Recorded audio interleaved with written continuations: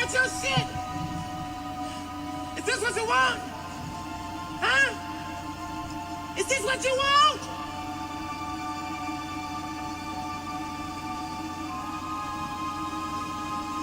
Well, come and get it, goddamn. I'll fucking wait. Who wanna debate? Straight, let me cook. Fish frying while season and marinate. Every season, there's no reasoning, just unanimous decision. Smash the noti bell, and thanks to all subscriptions. Mama mentality, stop fouling me, I'm goated. Body shots got them folding. Every word they can quote it. Smoking bud, watching bud, smoke these niggas Mayweather with the defense, nothing short of genius. High step into the end zone like prime time. Point me to the limelight. Mic check, it's my time. The pod god every time I deliver. You're now tuned in to GOAT Thriller. I'm here to stay. All the chatter, y'all can dead it. Let's start the show. Yeah, I said it. Yeah, I said it. Dinging on them. Yeah, I said it.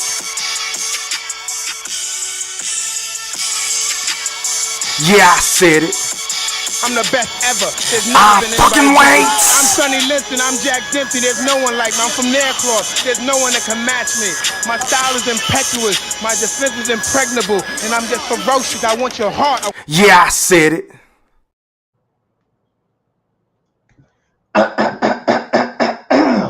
Now, before I get into what I'm about to get into, I just want to make sure that each and every last one of y'all hit that like or dislike button.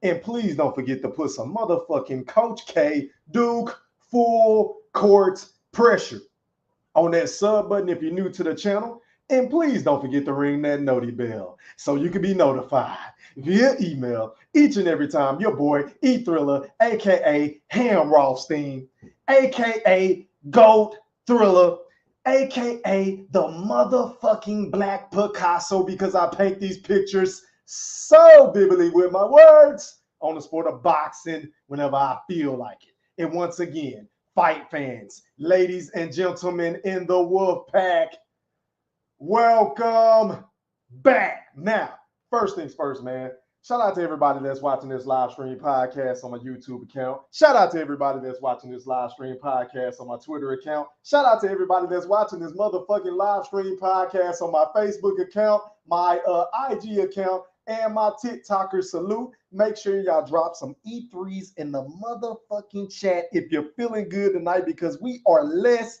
than 24 hours away from the biggest fight in over the last decade, in my honest opinion. I mean, this is bigger than Mayweather and Pacquiao. Yeah, I said it, and I didn't stutter. And you already know I got some help tonight, man. I got my big bro, the boxing historian himself.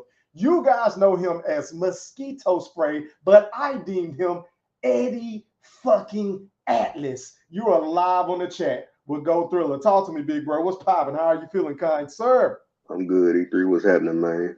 Hey, man, as you can see, man, I'm excited. I'm elated. The moment has almost arrived.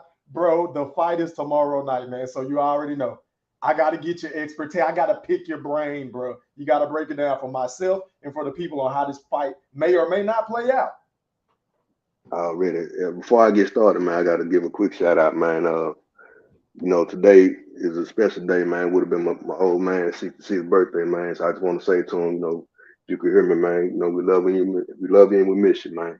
Yes, sir. God bless. But yeah, man, you know, I'm excited about this fight, man, and can't wait to get into it, man. And been waiting 4 or 5 years for this moment. You know what I'm saying? Like, yeah, it's been a long time. A lot of bickering, a lot of debating with you and General Big Fish and you and Corey. Shout out to my big bro Corey, man. We've been going back and forth on these panels. Shout out to IOTBA. Shout out to Q, man. Shout out to everybody that getting in with us on the Woodpack, man. This has been like a daily thing for over the last 2 years since I've been doing this live streaming shit on YouTube, bro. And it's finally here, bro. Yeah.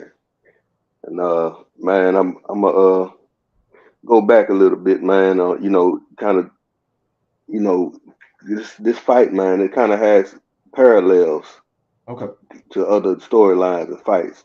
And I think one major fight that's eerily similar to it, if you look at the fighters, the way they came up, the background, you know, the way they were treated, you know, as they came through the ranks.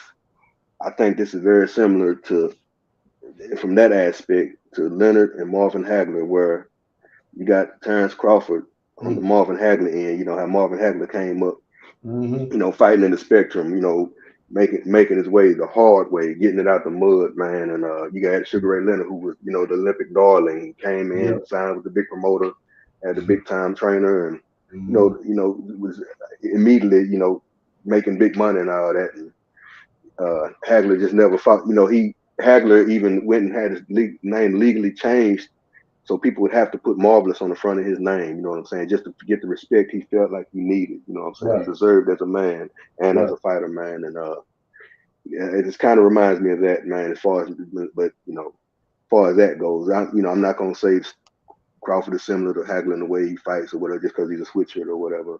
None of that. You know what I'm saying? But man, this fight, man, this fight, golly, and they both excellent fighters in their own right, man. You know, Spence got this thing he do, man, and you know, Crawford got this thing, and it just shit. I'm you know what I'm saying? I'm just so excited now. Man, it's unreal to see, man. That weigh in today, bro. That shit was electrifying, bro. Like I thought yesterday was great, but today was like the icing on the cake for me, bro. The way that Crawford came out there looking confident and rapping the lyrics to one of my favorite songs, my favorite rapper of all time, next to Pimp C and Lil Wayne. Shout out to Young Tucci Lee. He was rapping that Mr. Carter like I am him. He came out there ready to go. Earl came out there. He looked good, bro. Man, I'm ready for tomorrow night, bro. Yeah, and another thing I noticed, man, I know they're gonna fill out and everything after they rehydrate and have the meals and everything, but these boys, like I said yesterday, man, there is not a big size discrepancy that we've been led to, you know, to believe or whatever. And Crawford looks more chiseled to me, bro. Like especially in the abdomen region, like the abdominal region, he looks very chiseled with his 6-pack or 8-pack. Yeah. He look like he got a 12-pack. From what I saw, and Spence look like he ain't messing around. You know what I'm saying? And it's harder to see him. You know, he got the tattoos and stuff, whatever. So it's kind of hard to see a definition. But they both look like they're ready. No excuses on either side. You know what I'm saying? You know, Crawford does look. He look a little wider. Spence look a little more slender. But you know, he has the bigger frame. You know, the longer, naturally bigger frame, a little bit or whatever. But guys the same size pretty much, man. And like I said, I think tomorrow, man, after they fill out, man, I think Crawford probably coming up around 55, Spence coming up about 65 at the best. And it's not a big gap at all. You know what I'm saying? And that sounds about right, bro. So let's go ahead and get into some of the technical aspects of the fight, because I got to pick your brain, big bro, because you know you gonna lay it on me, bro. So let me ask you this: what are some of the weaknesses of a Terrence Bud Crawford that an Errol Spence can exploit or take advantage of come fight night tomorrow? Yeah, you know, Crawford, man, like I said, similar to Mayweather, once he sets his distance and time, and I believe most, you know, the fights are over, it takes him 3 to 4 rounds to do that, as opposed to the round and a half to 2 rounds it took Mayweather to do it. During that time, you know, if you, especially a fighter of Spence's, you know, mindset and, you know, the action that he puts in, you know, he's gonna come to you or whatever. You know, Crawford can be caught, you know what I'm saying, early in the fights when he's you know, adjusting to the timing and the distance of the fight, you know what I'm saying, and the rhythm of the fight or whatever. And he does things like in the Ebenezer fight, he backs, like even if he has his guard up, he's not, you know, he's not a tight guard at times, and he does sometimes come out with his hands loose, you know what I'm saying, and gets touched on the way out, you know what I'm saying. A little wide. And of course, you know, the biggest thing most people see and point to is if you hit him, you know, he wanna get it back immediately at times. And you know, this at this level and this kind of fight, you know, he's gonna have to be mindful of that and not get, you know, be so reticent to exchange, you know, at the drop of a hat just because you got touched, you know. And that's kind of a thing you learn when you're first learning the box, man, because like in a street fight, you get hit, you're like, oh, I gotta get your own back. You mess around and walk right into something in that boxing ring, you know what I'm saying? And so that's, you know, those two things, man. And let me see, just something I can think of. Because one, of course, with the switching, you have the potential to get caught in between the switch. But I haven't seen Crawford. I haven't seen him switch within range where he's, in danger of being hit. He always makes sure that he's out of range, or he's at a distance where it won't, nobody can land an effective shot on him that will, could change the course of the fight or whatever. Mm-hmm. And so that's another thing Spence could take if he, he had to, the agility to get in there and catch him with something, to catch him out bounds to possibly score a knockdown or even hurt him. You know what I'm saying? Mm-hmm. But other than like I said, the being aggressive when he gets hit, or when he's setting his distance and time, and early in the fight, the chance to jump on him then and land some meaningful shots. Those are the weaknesses I see in this game. But once he gets in the rhythm of the fight and know what he want to do, then he sharpens up. You know what I'm saying? Yeah. And, so yeah, that's basically what I see with him, man. Okay, then. So let me flip it on you, Mosquito Spray. What are some of the weaknesses of an Earl Spence that a Terrence Bud Crawford can exploit come fight night tomorrow night? How do you see that playing out? Man, I watched, here recently getting, prior for this, man. I watched, I glanced at a few fights, man, and one of my glanced at was two of my glanced at for Spence was the Porter fight and the Ugas fight. Spence, man, he gets in he gets himself in what you call no man's land a lot. You know what I'm saying? That's where you in where you're not far enough out of range, you're not far enough inside not to get touched. And he does that by getting what seems to me to be impatient to get to his man at times, and getting front foot heavy, and also, man, he'll commit. Now it does the same thing that makes him effective is what can cause him his own problems, because he commits fully to his shots. Like if you got a defensive guy like Mayweather, for instance, he doesn't fully commit to his shot because he always wants to be back in defensive position to defend. Spence fully commit. He puts his whole body into his shots. Now when they land, they can be devastating. But when he misses, especially that left hand, I'm not trying to be funny, man, but it looked like goddamn Super Macho Man on Mike Tyson punch out when he missed. You know what I'm saying? Like he be overextended, his head over his feet, and he's in no man's land. And in that Ugas fight, man, he did that shit, and also his eyes are not on the target. He's blind basically, man. You know what I'm saying? And that's very dangerous. The other thing he does, man, I've seen him do it a couple of times. One particular time was in, I believe, round 2 of the Porter fight, with about a minute 30, between a minute 40, minute 35 left in the round. Okay. He does this thing kind of where, like how what Mayweather would do, like kind of the motion where he do the pull, kind of where he have his hands down at his waist and then pull back and then throw the shot or whatever. Yeah, the lead right. Spence tried to do the thing where he'll try to get away from a shot like that. He did it a few times in the Danny Garcia fight and was able to get away because Garcia was slow of foot, slow of hand, and his arms weren't that long. In the Porter fight, he tried to do that one time, and because he's a southpaw, the footwork got tangled up, and he stumbled back to the ropes just like he did in that Ugas fight. I remember that moment in that fight. Yep. You know what I'm saying? Like and that's not his character, man. He is a come forward, earmuffs on, tight defense. I don't know where the slick shit or whatever he's trying to do, but that's something that he don't need to. He need to throw that out or whatever. But the main thing that he consistently does, man, is the getting in no man's land, and then his feet he gets his feet even where he's off balance. Well, especially when he gets to his man, once he's getting in his rhythm, his pattern. You know what I'm saying? When he's trying to get to his man, his footwork gets sloppy. He's just trying to, it's like he's rushing his work, and then let me see what else.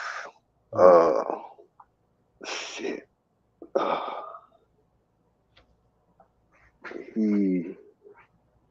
trying to think. So he gets Yeah, but to kind of piggyback off of the point that you just made, like I'm looking at the Ugas fight. I don't know how many times I done watched that fight, bro. And it's Yeah. like the way he was whipping on them shots. Now, granted, I get it. He was coming off of like a year layoff due to the laceration in his eye or whatever. So I expected some sort of ring rust. But even though he Yeah. put on a great offensive performance, it was a lot to where I can nitpick. Like, bro, you can't do this shit against a sharp counterpuncher like Terrence Crawford because he's going to make you pay if you make a mistake so bad, Right. so flagrantly. Like Right. I posted some on my IG a couple of weeks back that went viral. Like it was one moment in that fight, maybe in the 8th round or something like that, to where he tried to land an overhand left and he whipped on it because Ugas slipped it. And when he slipped it, Ugas kind of touched him with a jab to the body, and then he hit him with a right to the body. And then not Tense, but Spence kind of like looking out of the periphery of his left eye, like, damn, I see this shot coming, but I can't do nothing but take it because I'm so out of fucking position. So Ugas landed like a left uppercut to his neck. And of course, Spence took it because we know Spence got a good chin, but we also know that Yordanis Ugas is very pillow fisted. So I say, Mosquito, he can't put himself in those inopportunistic situations going up against Terrence Crawford tomorrow night, or it can end bad for him, bro, early, real quick. It can get real sticky. Definitely, man. Yeah, the other thing I forgot to say earlier, man, he sometimes Spence gets in the once he'll fight in patterns sometimes, and the other thing he'll fight in a straight line where he's in and out in a straight line, and then I noticed in the Porter fight when when Porter was backing him up, it's like he's very uncomfortable. He's like he's being rushed. You know what I'm saying? And he tried a couple times to do the little half step back and throw that left hand or whatever, to counter catch Porter on the way in. But the times where he was unsuccessful, of course he's missing and he put himself right back out of position or whatever. It got ugly for him. You know what I'm saying? And he doesn't consistently move out to the side or at an angle or whatever. Because when you back up, you never back straight up. And if you have to back straight up, you back up with your hand down or throwing shots. I'm sorry, with your hands up or throwing shots. And if at all possible, you back out up to whatever side or at an angle. You know what I'm saying? And that fighting in a straight line, you can be timed coming in the front door and you can be timed going out. You know what I'm saying?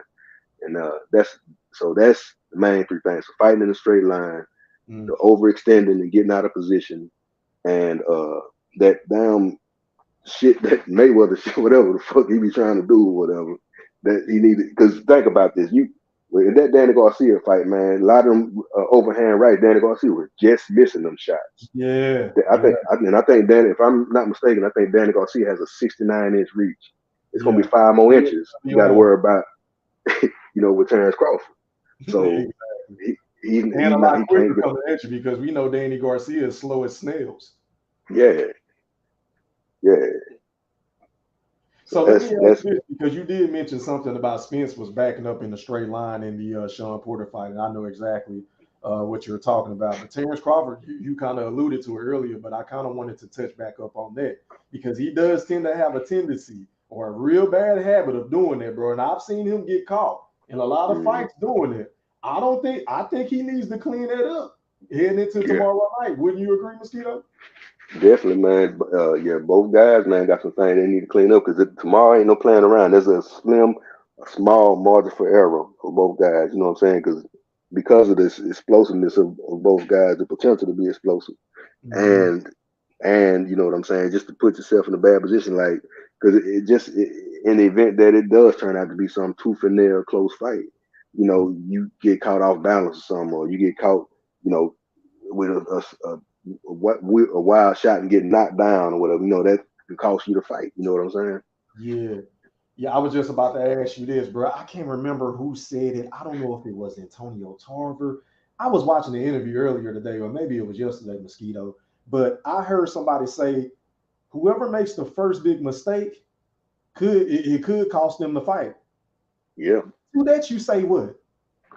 I agree, man, because for instance, like on Crawford's side, you don't want to make that mistake and with a freight train like Spence, because once he get, if you fall behind and he get going and get momentum and confidence because he done caught you with something and dropped you or, or hurt you or whatever the case may be, you you may have a hole to climb out of or whatever, and then here you are looking for the knockout, putting yourself back at more in harm's way to try to score a knockout, and the same with Spence. You know what I'm saying? He could get himself hurt, and the thing with both of them, you know what I'm saying, it's just trying to avoid the mistakes and also avoid putting yourself in a position to get hit with big ass shots, man. Man, it's so much on the line. You know what I'm saying? Yeah. And then I also heard in another interview I was watching earlier today, somebody else said that whoever wins the jab battle will most likely win this fight. Do you kind of agree or disagree with that statement? I mean, I think it'll have an effect on the fight because of the frequency of Spence's jab, and everything with him is off the jab.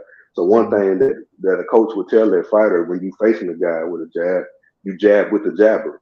You know what I'm saying? You shoot, you punch when he punches, you throw your jab when he throws his. Kind of in a sense, especially with like if Crawford does fight in this fight in the orthodox stance, it'll give him the ability to, in a sense, at least attempt to nullify Spencer's jab and work off of Spencer's jab. If he can parry the jab and counter over the top of it, or, you know what I'm saying, things like that.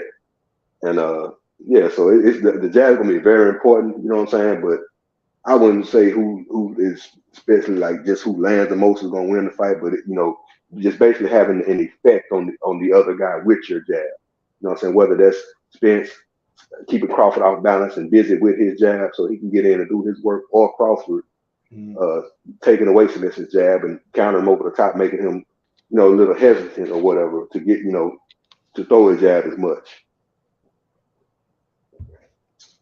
All right, then. So with that being said, Mosquito Spray, let me ask you this. Can you explain to me and everybody else in the Wood Pack, shout out to y'all, make sure y'all hit that like button as you come through the door. What will be the keys to victory for an Errol Spence tomorrow night? Key to victory for Errol Spence would be to do what he does best, find a way to get inside, man, and get his hands on Crawford's body, wear him down, and try to set a pace that at some point he won't be able to keep up with. You know what I'm saying? And either try to break him down physically, or just outpoint him and outwork him to a decision or whatever.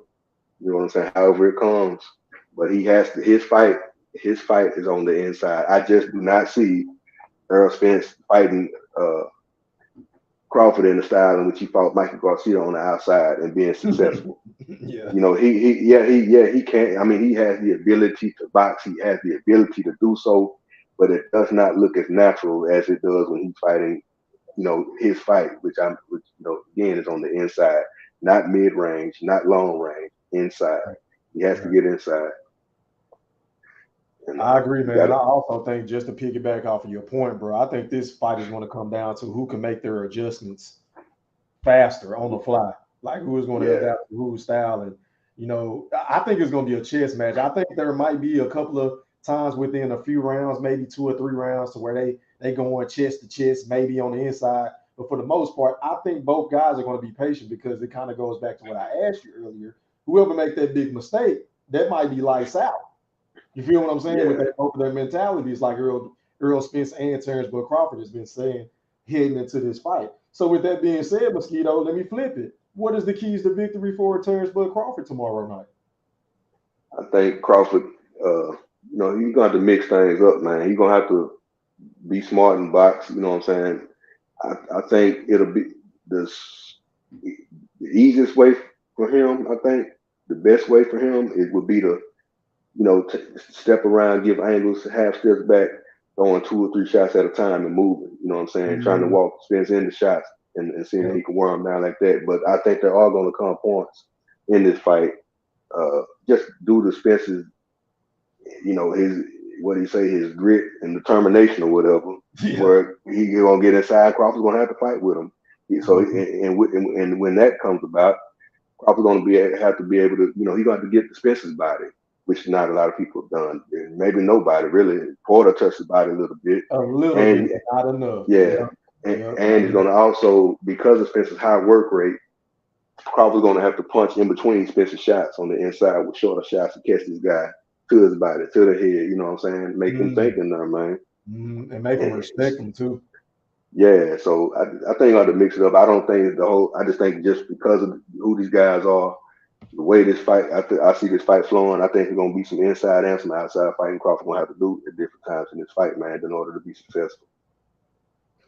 Okay, so if you're a Bomac, if you're in Crawford's corner, do you advise him to come out and fight more in an orthodox stance, or would you say he should fight Spence in a southpaw stance the majority of the fight? It's hard to say because depending on how the fight goes. Yeah, it's kind of hard to say because there are advantages on both sides. Because from an orthodox stance, he would have the ability to, nullify Spence's jab with his own, and also ability to land that right hand against the southpaw. You know what I'm saying? Can he throw a check left hook over that jab too that Spence throw if he can time it right? Yep. Definitely. Okay, go ahead. My bad. And then if you think about it from the southpaw stand, like I said, if there's times where he's going to have to get inside, the advantage the southpaw stance will give him, since he's fighting the southpaw, he will be able to fight out of the shoulder roll defense. Roll Spencer's shots, move Spencer in a position, just little subtle things with leverage, and use Spencer's weight and aggression against him to, set up his own little short shots on the inside and be able to work and off in between Spencer's work and hopefully catch him with something. You know what I'm saying? So I think that from an inside standpoint, I think Crawford would be better fighting in the southpaw stance, since because it as a right-handed fighter or whatever, then I would think he'd be opened up more to Spence on the inside as opposed to at the southpaw stance. There's more he could do from a southpaw stance fighting inside Spence.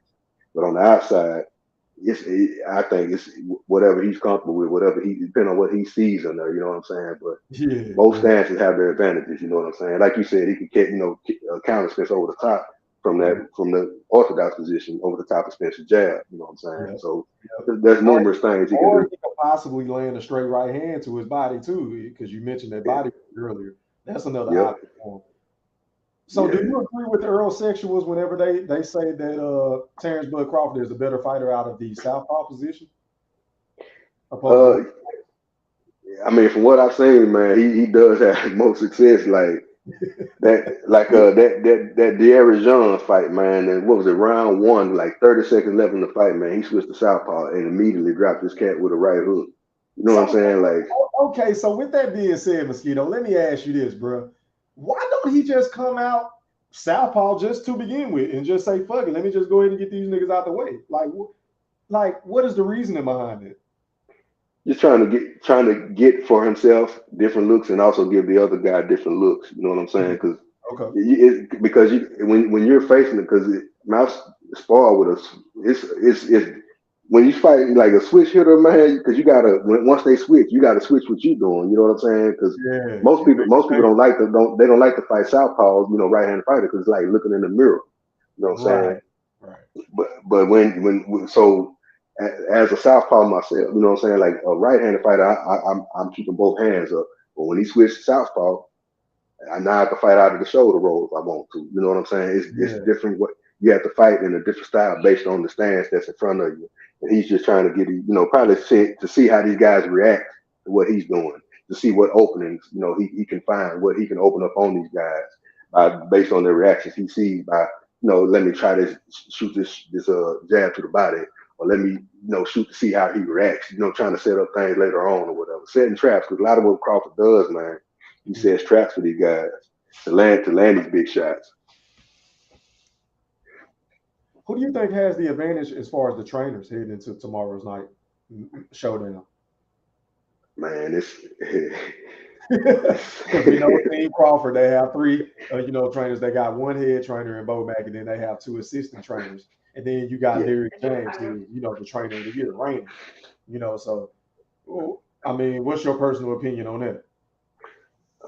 It just depends, man, because I know I seen Crawford was interviewing someone. They asked him about that. He said, because he got three different voices in the corner. He said he thrives in chaos. You know what I'm saying? So that's he's used to it. That's his preference or whatever. As opposed to Spence, you got just Derrick James' voice, and he basically brought him up from from when he was younger or whatever. Yeah. So it's just what they're used to, man. As far as adjustments and stuff like that, man. I mean, we'll have to see as the fight goes on. You know what I'm saying? Because I think myself, you know what I'm saying? I think it's pretty much even, if you ask me. I don't, I know Derrick James had the accolades and the trophies, just like in the early 2000s, you had Freddie Roach winning Trainer of the Year every year, but Roger Mayweather had the best fighter in the world. You know what I'm saying? So it just, yeah. I think it's even. Hey, I know somebody in the chat that's an Earl sexual is mad as a motherfucker before you say that. They looking like Reggie right now, man. They mad as fuck, bro. Hey, you gotta respect our opinion, man. They looking like this, Mosquito. How dare you say that about Derrick James? All right, man, let me ask you this, bro, because this is why everybody is here. Who are you picking, and why are you picking them? Break it down, Mosquito. Tomorrow night. Man, I'm picking Crawford, man. It's just so from what they both guys have shown, you know what I'm saying? You hear the thing they say Earl Spence, he was an Olympian. He can obviously box, he can do this, he can do that, but Earl Spence has shown me even when he lost in the Olympics, when he lost, and then when the problems he had with Sean Porter, he has problems with guys that move because similar to like a Triple G or other guys, that are power punchers or body snatchers. He has to have both feet set before he works.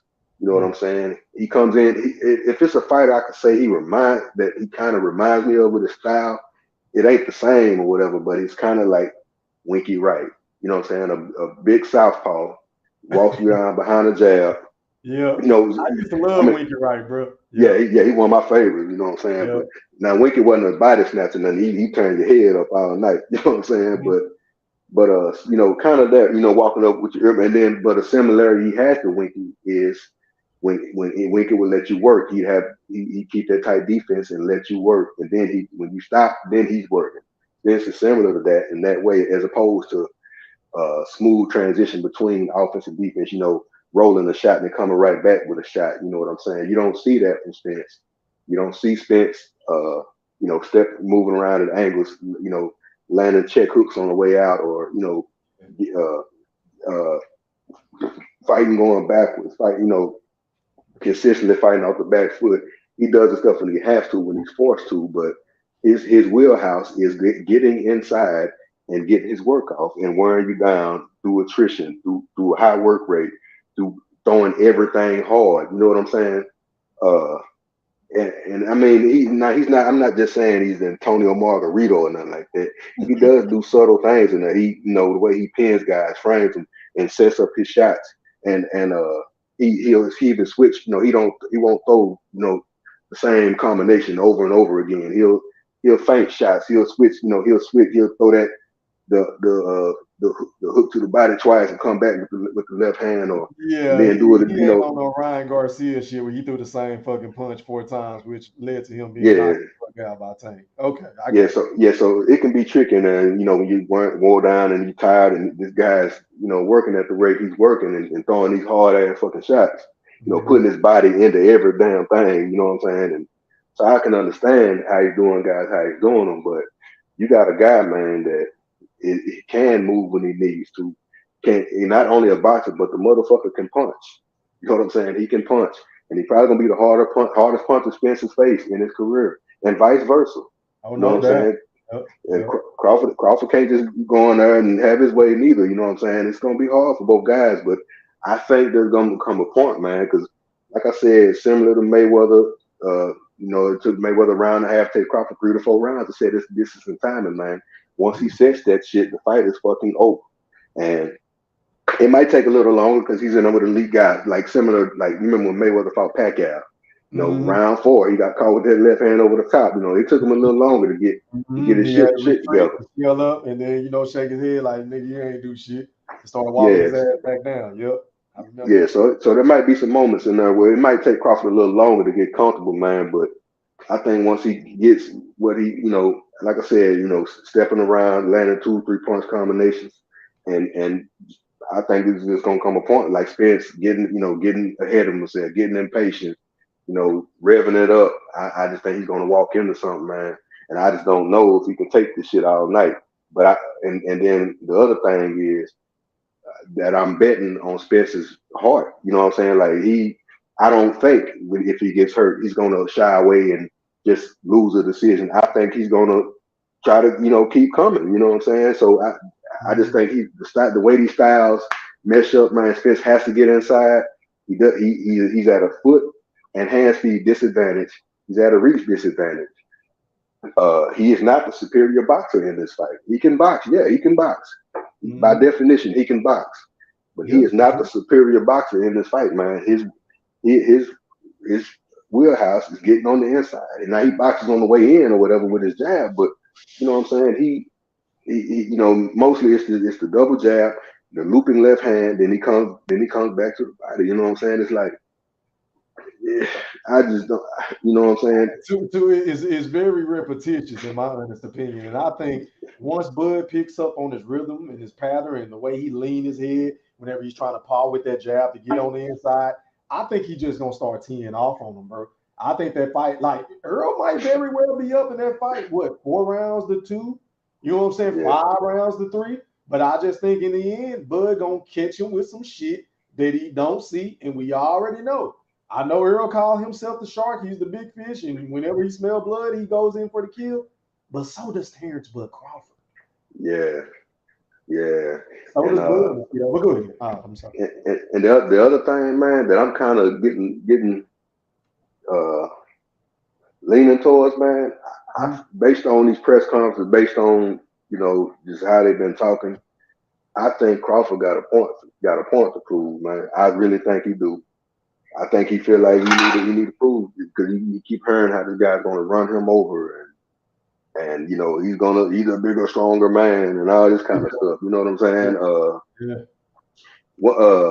At that, like I said, these guys, even before I saw the weigh-in today, these guys is not a big side scripture, man. And I know Big Fish, he probably laughing right now, but we still don't know for a fact that Earl Spence is going to be the stronger man in that ring tomorrow night. You don't know that. I mean, we don't, because it's still a question whether or not. I mean, even though their bodies look good or whatever, it's still a question whether or not he's struggling to make that weight. You know what I'm saying? You can hire all the nutritionists and experts and all this shit you want, but you know what I'm saying? He still got to do that shit. You know what I'm saying? He has to put his body through that shit.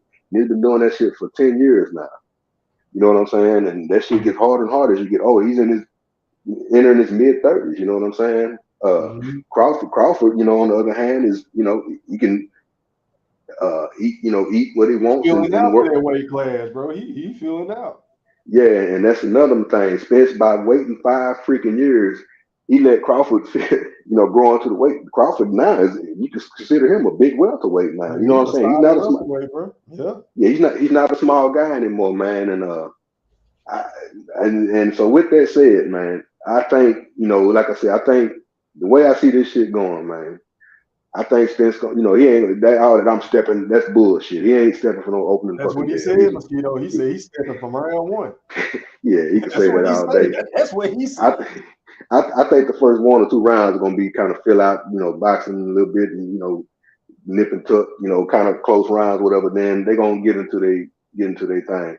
And I think, like I said, I think Crawford's gonna be doing some stepping around, boxing on the outside, frustrating Spence, and Spence gonna have his moments, man. I mean, it's not just gonna be a one-sided beat down one way or the other. You know what I'm saying? I think Spence gonna land some shots. I mean, one of them might get dropped for the first time in their career. You know what I'm saying? Within the first 4 or 5 rounds, and I just think it's gonna come a point, man, where Crawford is gonna start separating himself. And then the other part I was saying, where the point to prove thing, I think there's gonna come a point where Crawford, when he feel like he got Spence a little, whether weakened or caught him with a few shots, I think Crawford gonna get inside, man, and fight this guy inside a little bit, man. I think he's gonna try to prove a point, man, that he can fight. He got a little bit of arrogance to him. They listen to everything, bro. He Yeah, gonna try to go out there and prove a point. I hope it don't go, work against his favor, because we know Bud has that dog in him. He got that Kobe in him to where he want to prove some shit. He gonna go out there and try to do it. I hope that don't yeah. get to the detriment, of him winning. But my bad, go ahead, bro. Nah, you good. And like I said, and when he does that, he's gonna, like I said, he's gonna get to Spence's body. He's gonna have to punch in between Spence's work. You know what I'm saying? And catch this cat with something, man. Get him off balance and possibly hurt him, man. And I don't. All this, judges from this fight and that. I don't think none of that shit matters. This fight is not going the distance. I don't see it going the distance. Yeah. Uh, And I hope it don't go to distance, because I don't even want to have to deal with the conspiracies and I knew this and I knew. I don't even want to hear that shit tomorrow night, bro. yeah. I don't. Yeah, and I think, man. I'm gonna say, since it's my number, man. It's my number. I'm gonna call 10th round stoppage by Terrence Crawford, man. Yeah, I got to go in 10 or 11 rounds, bro. I'm leaning more towards 11 because Earl is a dog. I give him credit. But did you see this interview right here, right after the weigh-in? With Spence? Nah, I didn't. Yeah, I right did. here. Yeah, he looks good physically. I'm not saying that he was struggling to make weight. I think he looks phenomenal. I'm gonna be honest, bro. But I Yeah. just don't like how he keep harping on this negotiation shit. Oh yeah, I did see that shit. Yeah, I saw that. I Yeah. made this happen. You should thank me. Yeah. Why would I thank you? First of all, it takes two to tango. So even if you wanted to fight all of a sudden, Earl, nigga, I had to accept the terms and negotiate and do everything by reaching out to you first and trying to get hit. Like, I was trying to make this fight as well. So I'm not about to bow down and clip your toenails and massage your shoulders just because we had the final weigh in. Like, what is this shit all about, Mosquito? Yeah, that's crazy. Emotions. You know what I'm saying? He's still Super emotional. caught up on this shit or whatever. Just at this point, man, the fight is heard. You agree to this shit. Shut up about it. You know what I'm saying? Like, Oh, you know what this shit starting to remind me of, bro? It's very reminiscent of Ryan Kardashian, Oops, I Meant Garcia, with his capping ass, because he was bitching and moaning and whining about the terms of the contract. But hey, you accepted the B side and the catch weight. So don't come to the podium whining and moaning, saying you can't drink water and you can't do this, and you like, nigga, you agreed to it, bro. Even though I thought it was weak on Tank's behalf, but you agreed yeah, to it. Same goes for Earl. yeah. And man, the other thing, man, about this fight, man, and Errol Spence is an excellent fighter, man. He is one of the best fighters of this generation. He's one of the, before Crawford came to weight class, it was no doubt who the top welterweight was, who the boss of the division was. I just think, man, and I've been trying to tell your brother this for years, man. Shout out to the gym. Yep. And I think, man, and I'm not, I know I'm a bud or whatever, but I ain't, you know what I'm saying? I just think these guys on two different, I think it's different levels. I think that shit is gonna show them all night, man. I think Crawford's on a different level from Errol Spence, man. I really do. And I mean, like I said, I don't think it's gonna be like Mayweather got it like that, you know what I'm saying? But I think I really do think there's gonna come a point in this fight where he's gonna start separating himself, and it's gonna, prove, everybody, the people that still doubt, it's gonna prove them wrong. Cause your brother been telling me, man, I just don't see it. I just don't see it or whatever, But he somehow sees it with Errol Spence. He sees a elite, a generational talent or whatever, you know what I'm saying? I understand, Big Fish, Ayo, all y'all. I know y'all can hear me, man. I understand he's from the city. Man, cute. You know what I'm saying? Yeah. I understand he's from the city. I don't, you know what I'm saying? Yeah, cool. But man, they can say all the Dallas sayings they want. They can put on all the Oak Cliff shirts they want. But he getting his ass whooped tomorrow, man. I'm sorry. He going to sleep, bro. He going to sleep. He in there with a better. You know what, Mosquito? As much as I see this whole time, like this whole entire time, I've been popping my shit the way I pop my shit, bro. When we've been doing these live streams and panels for 4 hours, 5 hours, sometimes talking shit. I wanted Bud to knock Earl out cold, right? But for some odd reason today, something just came. I just had an epiphany. I want Derrick James to have to stop this fucking fight. I want the trainer of the year to have to throw in the fucking towel since he want to break out the Cheeto bags and the Big Macs. I want his big, goofy, scoop ball head looking ass to throw in the fucking towel to save Earl Spence Jr., bro. I don't want him to go to sleep. I want him to get beat the fuck up because wouldn't it be funny, Mosquito, for Earl Spence, how he been saying, oh, I'm going to break his will spiritually, mentally, spiritually, damn near even physically. Wouldn't it be funny if Bud did that shit to him, bro? Wouldn't that shit be funny? Mm-hmm. Yeah. That's what I want now, bro. I don't even want him to go to sleep. I just want Bud to beat him the fuck up to where Derrick James got to throw in the towel, bro. The same for the rematch. That's what I want. Yeah. I think all these years, all the insults and you know, the low balling and the trying to big bro him and all that shit, man. I think he's taking all that shit out the mouth. On that shit. Yeah, man. And you could see it yesterday at the when they had the last press conference.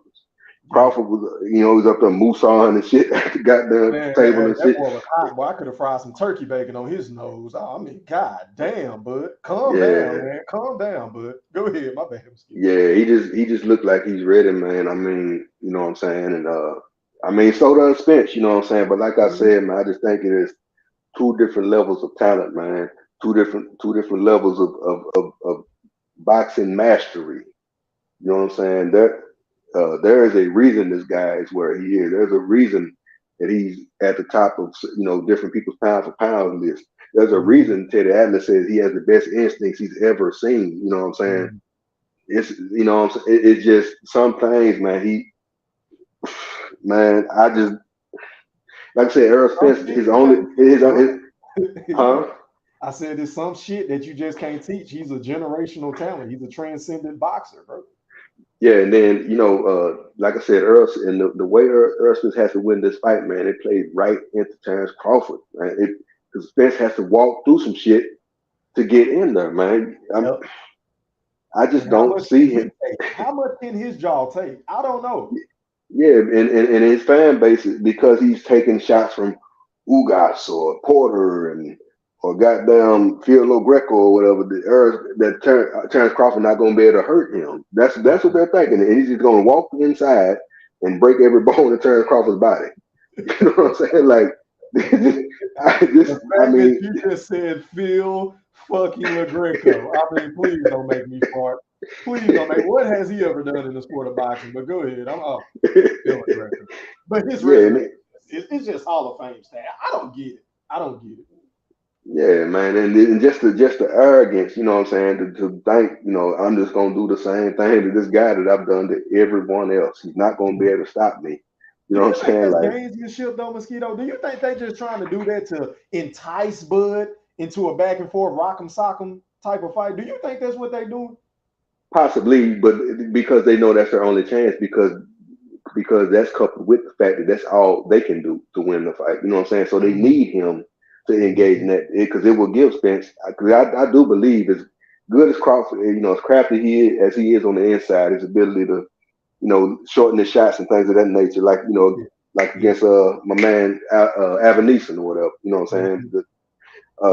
Despite all that, I do still consider Spence to be the superior fighter on the inside. I will say that, and until I see different, you know, I'm gonna say that. So of course, they want Crawford to. Oh no, he's not gonna break. You know, I'm gonna show him or whatever. You know, just a machismo type of fight. You know what I'm saying? They want that. They won't. I'm sure they won't Hagler Hearns. You know what I'm saying? Yeah. But they do. Crawford is too smart, and the bigger the stage, the sharper he is. You know what I'm saying? And this is the biggest of stages, man. And I just think he been waiting all this time for this shit, man. He ain't, you know, and his goddamn mama birthday. Derrick James talked to him, you know, tell your mama not to bring her dancing shoes. He tabulating all that shit, man. You know what I'm saying? And all the insults to Bo Mack, he hear all that shit. Bulletin you know what I'm saying? Material, Mosquito. You know we huge football fans, bro. And one thing Yeah. you do not want to give an NFL team on Sunday or Monday or Thursday night is bulletin board material. Right, and you don't want to give and you don't want to give this hothead, you know what I'm saying? Like, exactly. That's like, I ain't, of course not kiss his ass, whatever, man. I think they done just pouring gasoline on the fire, man, and making it worse, man. And like I said, Spence, he's nothing to be played with neither, man. He has a chance to win this goddamn fight. I'm not gonna say he don't, but I just think if things play out like, you know, if you put their attributes and, you know, height, weight, reach, and the ability, you know, their different abilities and things into a computer, man, I just think Crawford has has more, man. He has more he can do. What is Spence gonna do if his jab is taken away? What then what? You know what I'm saying? I think that's the biggest question mark in this fight, bro. If he can't work off of his jab, what is going to be his plan B and C? Yeah, because on top of that, on top of Crawford not wanting to just get in the shootout, Spence don't either. Because Crawford is a goddamn sharpshooter, and his, you know, the thing, and another thing I didn't mention. Yeah, good. Another similarity with Crawford, man, similar to, and I'm not saying it's him or whatever, but he's similar to Manny Pacquiao in the way that he's knocking these guys out with shots that they're not seeing from weird angles and shit. You know, like that juke or whatever against Kell Brook. You know what I'm saying? That half jab hook or the uppercut with he caught Benavidez with. You know, there's numerous times he's done this stuff, man. He's hurting these guys because they're not seeing these shots, and he's able to create power from weird angles. Like he's able to create power, you know, without both feet firmly set on the ground. You know what I'm saying? That's what's so scary about him, bro. Yeah. That's what's so scary about him, bro. That attribute alone, to where he can throw some unorthodox shit and hit you, and he ain't even at full strength. It's kind of similar to Tank. Yeah, and with them long Tank called Rolly with, he didn't even load up on that shot in the center of the fucking ropes. Right, and then the other thing, man, with Crawford with them long fucking arms, man, you know what I'm saying? Like, it's like a goddamn octopus. You don't know where these shots gonna come from. You know what I'm saying? And Spence has to be very careful. He can't do that shit where he's, you know, getting front foot heavy, trying to hurry up and get in there and rush the man and get to man. He got to take his goddamn time behind that stick, man, and set his shit up. You know what I'm saying? Like, he got to, I mean, regardless, I think he got to take a little something on the way in every now and then, but if he want to be successful, man, he can't rush himself like he's doing Porter and Ugas and shit, man. That he's in there with a guy that can get you out of there. If he gets you hurt, man, this shit is over with. You know what I'm saying? And I just think it's just a lot to ask for Spence, man, to walk through a fucking minefield to get to this man over and over again. Because you know Crawford gonna be making him reset, man. He gonna make him pick his feet up and follow him around. Because Spence has to be set to throw his shots. If he can keep this guy off balance, keep turning him, walking him in the shots, because you know Spence get impatient. He trying to get to you. He makes it ugly at times. His work gets ugly. And the other thing about Spence, another thing. Now, both of these guys, yeah, they have gas tanks, but the thing that nobody mentions is all these motherfuckers get tired, man. You remember when they interviewed Andre Berto some years ago? He was recounting this fight with Mayweather, and he was talking about how when they were on the inside, he like, I heard this motherfucker took a deep breath. You know what I'm saying? Like, yeah. He said Mayweather how to study how he breathed and shit like that. Yep, I remember. Right, and the thing and what that lets me know is all it is, man. These guys know they can still fight and be sharp when they're tired. And the thing with Spence, man, his engine keeps going while these guys theirs are going downhill because the shots he's putting on them and wearing them down. But the thing with him, his technique gets sloppy as he gets tired. Yeah, he's still coming, but his hands ain't always up. His feet ain't always in the right position. He ain't always bringing his footwork with him. He's getting over his front feet. He's getting out of position. He's getting in no man's land. That kind of stuff is going on as the fight goes on. He's trying to get to his man. And he's there to be hitting. Crawford has scored some late round knockouts. You know what I'm saying? And I just think this ain't gonna be no different, man. I think Spence is gonna walk into something, man, because that's what he does. You know what I'm saying? When you get in the fight, you're gonna revert to who you are. You know what I'm saying? At some point. Yeah. And I think who Spence is, man, is going to play right into the hands of Crawford, man, in this fight. Styles make fights, man, and I think that I think this is a bad style matchup for Earl Spence. And that's why they've been prolonging this motherfucking fight. And Derrick James said something that was very telling today on the Porterway podcast. Shout out to the Porterway podcast. He said something, one of the reasons why they did this whole easier route shit. Of course, he didn't say the easy route, but we know that's what it was because that's what Earl said. But anyway, that's neither here nor there. He said it was preparing them for this moment to go up against a guy like Terrence Crawford, who does everything like a Danny Garcia, like a Kell Brook, like a Sean Porter. He basically said Terrence Crawford is all them guys wrapped into one. So that kind of piggybacks off of your point to where, hey man, this is a bad matchup for Earl Spence because this nigga, he struggled against Kell Brook. He struggled against Sean Porter. And I mean, you know, the Danny Garcia fight, he beat the shit out of him and he beat the dog shit out of Ugas. But there were moments in that Ugas fight to where we was like, well, damn, is Earl Spence the same fighter? You feel what I'm saying? Yeah. So when you go in here with Crawford, with a guy like Derrick James said, he does everything. It's gonna be hard for Earl, man.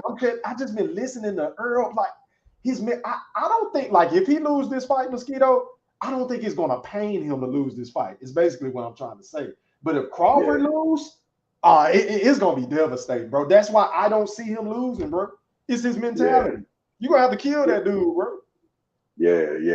And a thing I want to point out to whoever listening, man, Earl Spence, go the Ugas fight. These three points, go check these points out. The last 30 seconds of round 3, the 2:35 mark of round 4, and the 2:35 mark of round 5. And that'll tell you everything you need to know. That's his most recent work. Say that again, because you know some of these Earl sexuals, these niggas can't listen or read, you know. So yeah, the last 30 seconds of round 3, the 2:minute 35-second mark of round 4, and the 2:minute 35-second mark of round 5. And you'll see what I'm talking about with Spence, man. This is early in the fight before we, get tied into that shit. You know what I'm saying? And you can see the clear mistakes that I'm talking about, man. This guy, he's fighting the guys he's been fighting. He's been able to get away with this stuff. You know what I'm saying? Or when he does get touched, they don't have the power to affect him in the way that I think Crawford will. Mosquito, this video right here is what I was talking about earlier whenever you was doing your breakdown. Look at this. Yeah. This is one of the scenarios right here, bro. Boom, touched him right there. Look, Spence. Look at him. His eyes ain't even on. He ain't even on Ugas. You see that? Look, bro. He's looking down at the floor. Boom, got hit again. Bam. Like, bro, you can't do that against Terrence Crawford. You can't. He took it like a champ. Shout out to Earl, but he better clean this shit up, bro.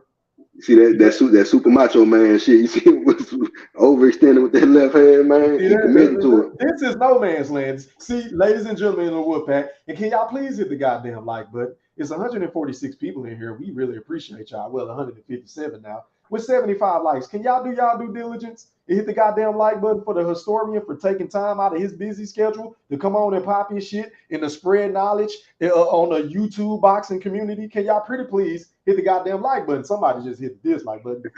Hit the goddamn like button, man. Mosquito, look at this shit. They don't want to hear the truth, but it's cool. Look at this. Yeah, man. This is no man's land, bro. This is overextending. This is getting sloppy. All of the points that Mosquito Spurs been making. Look at the body open right there. You see that, man? I'm talking about, man. Example, bro. Yeah. Just completely, because he committed. He throwing himself off balance as hard as he throwing these shots, putting his whole body in them. You know what I'm saying? And he did that a lot against the Jordanis Ugas, bro. He did this a lot. Jordanis Ugas was just missing, or he wasn't even trying to punch. I'm like, what the fuck are you doing? Even in round 10, when he was beating the shit out, he was still fucking up bad. You know what I'm saying? When he was beating the shit out of Ugas, he was still doing, making plenty of mistakes. Oh yeah, he beat the shit out of him. Yes, sir.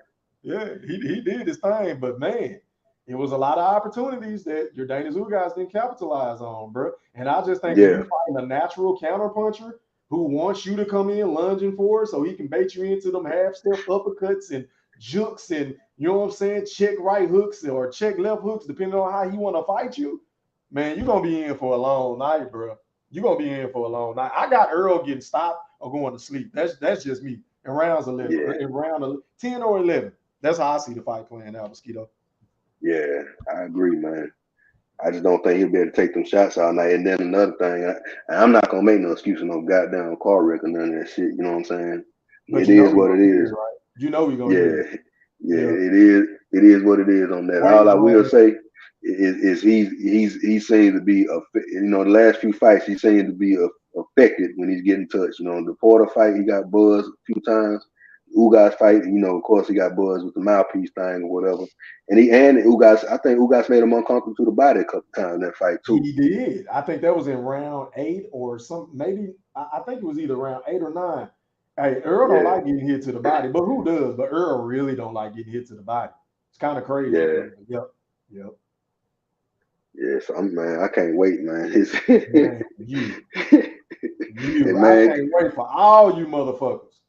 And I'm telling you, man, just like Holmes, I can't wait. just like back in '86, how when Holmes said to Cooney, it's just me and you and her, and you can't call the police.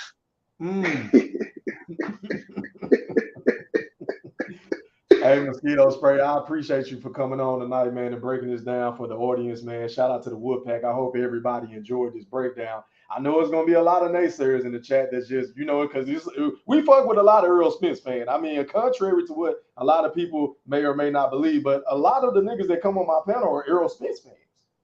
You feel what I'm saying? Yeah. So there's going to be a lot of them dudes that's going to come on here and get at you or get at me for our personal opinion and on our pick. And we welcome all that shit. We love y'all, man. We just don't agree on shit. And that's cool. It makes for a better show. But Mosquito, man, I don't know if you're going to hang tight, bro. I'm going to read some comments. I don't know if you wanted to answer some questions or if you want me to bring somebody on one by one and let them ask you some shit. If you got time, just let me know. If not, cool. I'm going to drop the link and let some other people come on the rock. It's totally up to you, my brother. Yeah, have it flow, man. I'm here, man. How you want to do it? I'm here. Okay, then, man. Hey, let me read some of these comments, but can y'all hit the goddamn like button? Can y'all put some Coach K, Duke Full Court pressure on that like button? And if you want to donate to the channel, the Cash App is Yeah, I Said It, E3. Once again, it's Yeah, I Said It, E3. And please hit that goddamn like button. But back to the comments I go. Let me get to the top. Shout out to everybody in this bitch, man. And the Wolf chat was popping. Hold on, y'all. Just bear with me. All right, man. So this is what we gonna do. Shout out to 2 Up, 2 Down, man. He said, fam, did you see Plant smack fire out of Charlo? Then his girlfriend got them beats by Dre. Laughing emojis. Yeah, I saw that, man. Shout out to D Young, man. My partner, he hit me up. He said, man, hey, Plant just slapped Charlo. I said, huh? Man, he sent me that video. I was so goddamn happy because y'all know I hate the Charlo. I don't like nothing about either Charlo.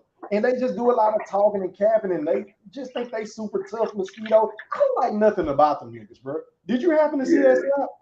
Yeah, he caught that boy with like a leaping left hook or something. Matter of fact, let me pull that shit up because that shit was, oh my God, that made my night. That was the perfect segue into the showdown tomorrow night. Let me see this shit. Appreciate that 2 Up, 2 Down. Here we go, right here. And then this is what I was tricked. Can you see it, Mosquito?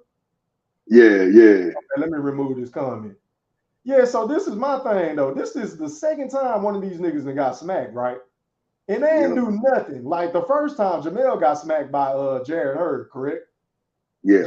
Jamal was in front of Hurd. He had a drink in his hand. Instead of throwing a drink in the nigga face or pushing him or smacking him back, he put his drink down and pulled his pants up like he about to do something. Bro just got slapped. And you didn't do that shit. And here we are on the biggest motherfucking fight, the eve of the biggest fucking fight, where everybody in the fight in Vegas. You get smacked by Caleb Plant of all people? Are you fucking kidding me? And you didn't do nothing? Nothing? Yep. He walked off. Look. Yeah, walking back until security came in. Bro, what is this? Where's all that macho shit that they be talking? Where's all this Houston, Texas shit that they be talking, Mosquito? I fucking wait. Yeah, them boys, man. They need to sit. Jamal, he needs to. I still don't know how to do it. Still a damn world champion. Man, he's taking all kind of L's. He's taking L's outside of the ring. I don't even want to get into his personal shit, but apparently she got beat down by her sister-in-law. Yeah, I saw that, man. Yeah, it was ugly too. What the fuck is going on with the Charlos? Man. But anyway, shout out to 2 Up and 2 Down. I'm gonna leave it up here, man. Why not? What up to Minnesota Rondo? He said, I was just gonna say that. Yeah, man. Out to you, man. That boy smacked the fire out of his fucking man. Laid the smackdown on his Rudy Poo candy ass. I love it. Shout out to Dijon, man. He said, Spence don't give Crawford no credit. He talk about him behind his back, so disrespectful. That's why Mike Tyson put him in his place about that Porter versus Bud. Earl act like a female. Hey, man. Emotion, bro. I got on his ass last night about that shit. You said you was picking Crawford Porter. Why you say that? I mean, Sean Porter didn't look that good. He looked horrible. Nigga, what? He landed a career high punches, but somehow he looked horrible, mosquito spray. Make that make sense. Boy, go through. Yeah. Just because he didn't stop him, he looked horrible. Come on, man. But that's what he do. He always try to downplay everybody else's achievements and victories just to prop his up. That's what he is. But hey, man, that's Earl Spence, man. Y'all rock with that shit. It is what it is. What up to Jay? He said Spence ripped Bud out the plastic. Now he's acting brand new, humble that than a B. Team Bud has been disrespectful over the years, and Bud is humble as a bitch now. Where's that Bud calling EJ a bitch? I mean, hey, man, I don't think Bud is being humble. I just think he's being professional. We seen the man energy yesterday. We damn sure saw his energy today, mosquito spray. So, I mean, hey, everybody can put their opinion, kind sir. But let me check on these likes. Let me go ahead and drop this link because I ain't trying to be on here all goddamn night. I'm hungry as fuck. All right, man, the link is now in the chat. But before y'all click on that link, let me go over the panel etiquette because this is extremely important. All right, so rule number one, man, make sure y'all turn y'all camera on so I can authenticate who you are, and then you can cut it off or you can leave it on. It's totally up to you today. But tomorrow, everybody turning their cameras on, and we going to keep the motherfuckers on all night. Rule number two, please mute your audio until I introduce you to the panel. Rule number three, you will have 2 minutes to speak.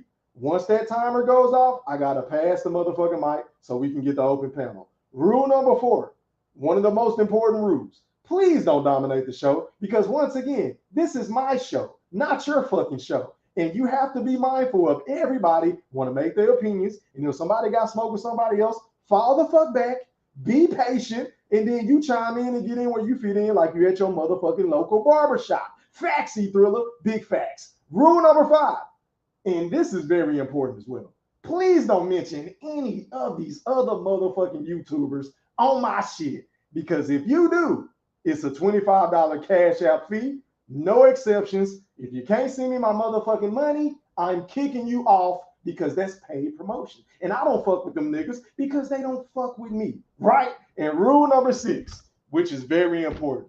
Please respect the host and my fucking guests. I repeat, please respect the host and my motherfucking guests, which is the people that come on my panel. Now, I'm going to go in the order in which y'all came. I see you, Drake. I see you, Goldie Loke. I saw you, Boxing Nerd. Big Mark, cut your camera on. Run, cut your camera on. I appreciate you, Big Mark. I see you. What's popping? Run, cut your cam on, fam. All right, man. So we're going to do this. We are going to go out to Boxing Nerd 101 from Canada. You're live on the chat with the pack. Holla at me, bro. What's popping? You got 2 minutes. What's good, E3? Appreciate y'all. You can hear me good, E3? Yes, sir. You sound crispy, my brother. How are you? All right. I ain't to sound crispy. I'm good. How you doing? Hey, man. I'm crazy. You can't tell, boy. I'm so ready. I'm ready to fight. You feel Yeah. Oh, man. I'm excited, bro. I'm super excited. Did you hear the news about Bud missing weight by a pound? And I heard that bullshit, man. It was a rumor created by somebody else. Of course, we know the boogeyman ain't gonna miss weight.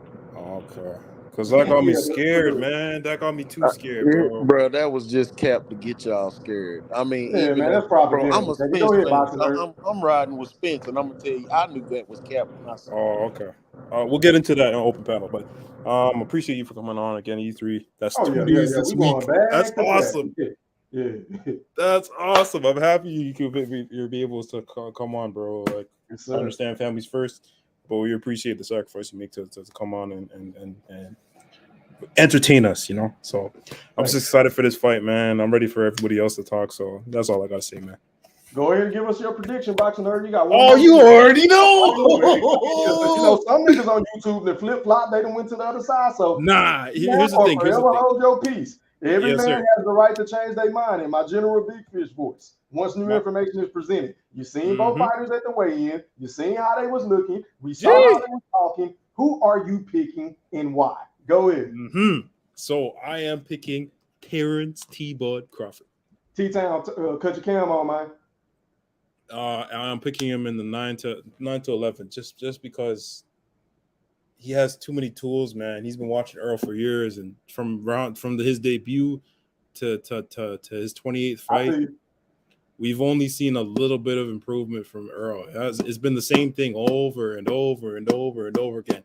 And anyhow Terrence lose, I'll be disappointed, just because of we see all his everything Earl has to offer, and we see everything you have to offer in T-Butt. And I just think he has more, man. He has more of everything. All this, he's bigger. Oh, he has the size. He has the weight. He's a bigger puncher. So-called bigger puncher. The last person he's dropped was Blue Porter. That was in 2019. And he didn't even knock him out. Porter took one glove to the floor. Not even. He didn't drop him properly. It was one glove, slightly touched the floor. But you're the biggest puncher? Yeah, okay. I got you down. I got a notepad. I'm jotting down all this shit. I don't want nobody coming on tomorrow night capping saying that they said this and they really didn't say shit. So exactly. Boxing, just to make sure I'm correct, you got Bud winning in rounds 9 through 11. Yes, sir. Or just a win. One of the two. Just a win. I got you. All right, Boxing Nerd, let me pass the mic, my brother. All right, going out to run. You're live on the chat with the pack. You got 2 minutes, bro. Talk to me. Yo, can y'all hear me? Yes, sir. What's good? What's going on? Hey, man, it's going to be Bud, and it's going to be a short night, my boy. It ain't going to, man, I'm thinking inside of 6, you feel me? It might go to 5, it might go to 6, but it's going to be a short night, you feel me? Errol Spence don't do shit better than Bud Crawford. Not wait a minute, you don't even, hold on. You don't even think he fights better on the inside than Bud? Hey, I think your phone cutting out, man. What you say? Can you hear me? Yeah, I can hear you now. You said yes or no to the inside. Yeah. No, I was saying he not better on the inside because all of that goofy shit he do to get to the inside. You feel me? Okay. Can y'all hear me? Yes, sir. I'm listening. Yeah. No, so he don't really even. Errol don't got no inside game for real. He throw that little jab he do, then he get into a little high guard shell or whatever, and then he'll try to bang. And then I see the nigga target people to the nuts, man. Like he literally targets people to the groin. You feel me? His inside work is overrated. His jab is overrated. I just seen the weigh-in. Terrence honestly looked bigger than him, if you asking me. He looked like he a little more cut up and got a little more just definition on him. You feel me? And there's nothing that Errol Spence can do to really stop Terrence Crawford from doing what he want to do, other than, you know what I'm saying, hit him in the nuts.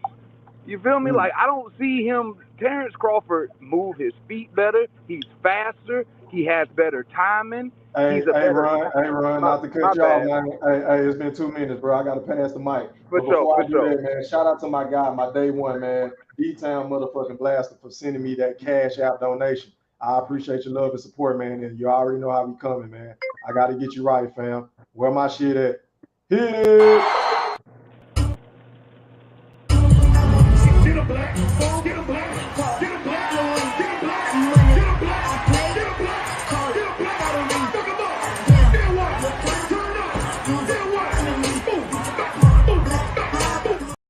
All right, man, going out to my guy, Big Mark. You're live on the chat with Go Thriller. Talk to me, bro. You got 2 minutes, man. Man, hey, Thriller panel, what's the word, man? Blessings to you boys today. Yes, sir, peace. Hey, man, we just got to wake up, fellas. We just got to wake up.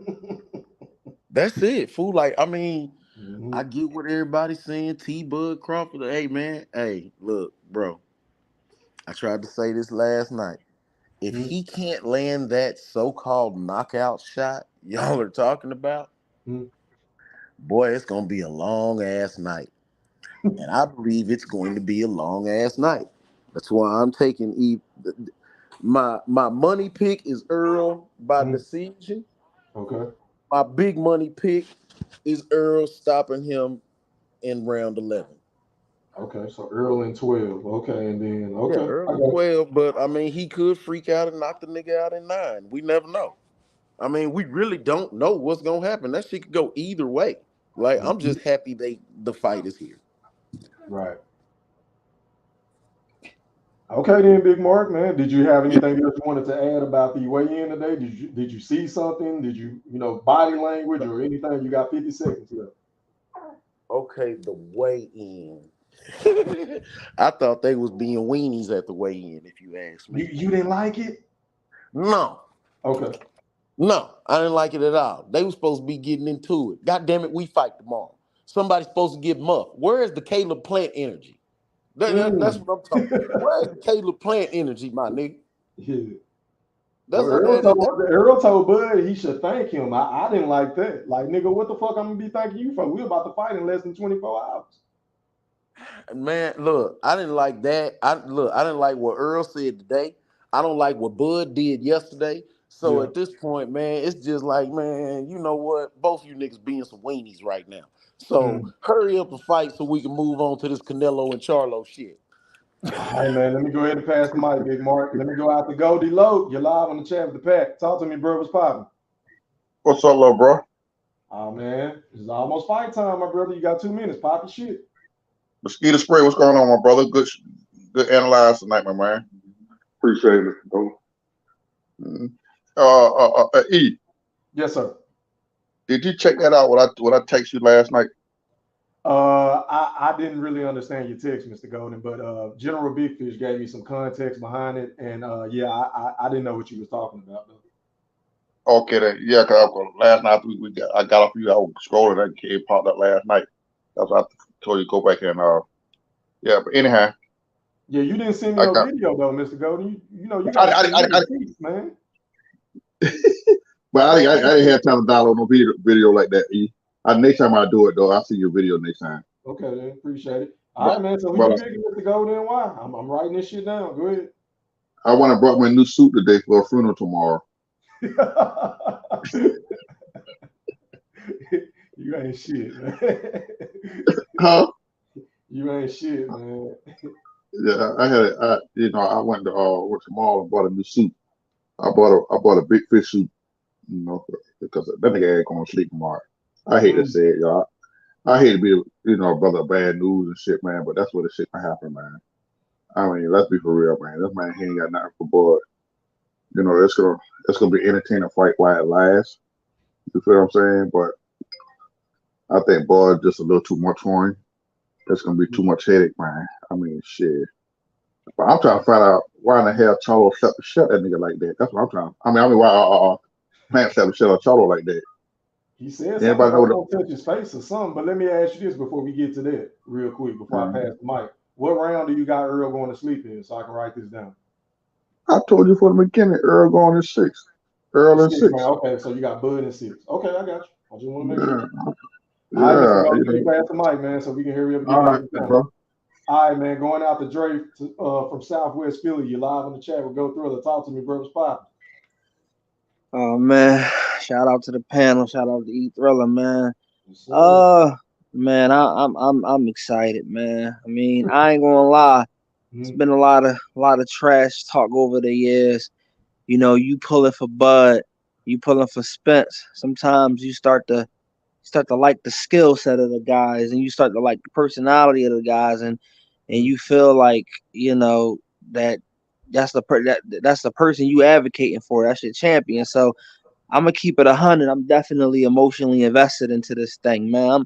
I'm nervous. You would think I'm about to fight over here and shit. Palm sweating and shit, man. Hope I get some sleep tonight, But I'm definitely pulling for Bud, man. I think Bud gonna stop him in between the 7th and the 9th round. I just think Earl too basic. You know what I mean? I think he too slow. I think his reaction every time is just all off. I mean, we know it's off. Derek James, 51 years old, and he was able to catch him with a hook, man. So I think Bud gonna hit him with some body shots he ain't never felt before. When he coming with that aggression, Bud gonna be turning him, hitting him, then coming back to hit him again. He gonna out muscle him. I mean, this It's a whole new world, man. I mean, Fulton is from Philly, and I picked Fulton to beat the Newey with my heart, not my mind. A little bit of my mind, but heart too, because he's from my city. But I'm no longer biasly picking, man. I'm picking Spence with my mind. I mean, Crawford with my mind, and I think he going dog him, man. So that's all I got, doping panel, man. But I'm definitely going with Bud. You already know. Okay, then. So Bud in round 7 to 9. All right, I got you, Dre. Appreciate you, bro. All right, man. Going out to T-Town. You're live on the chat with the pack. Talk to me, bro. You got 2 minutes. Pop the shit. Salute Salute to E Thriller, the real Black Picasso. Let's get down to business real quick. We got 2 minutes. I don't get paid by Errol Spence. I don't get paid by Bud. Let's talk boxing. And when we talk boxing, this is a mismatch. Bud is going to beat him up. Facts. I can't give the so-called truth props for beating up a bunch of 140-pounders. He said he got a great resume, Thriller, but his 2 best wins, Bud smoked.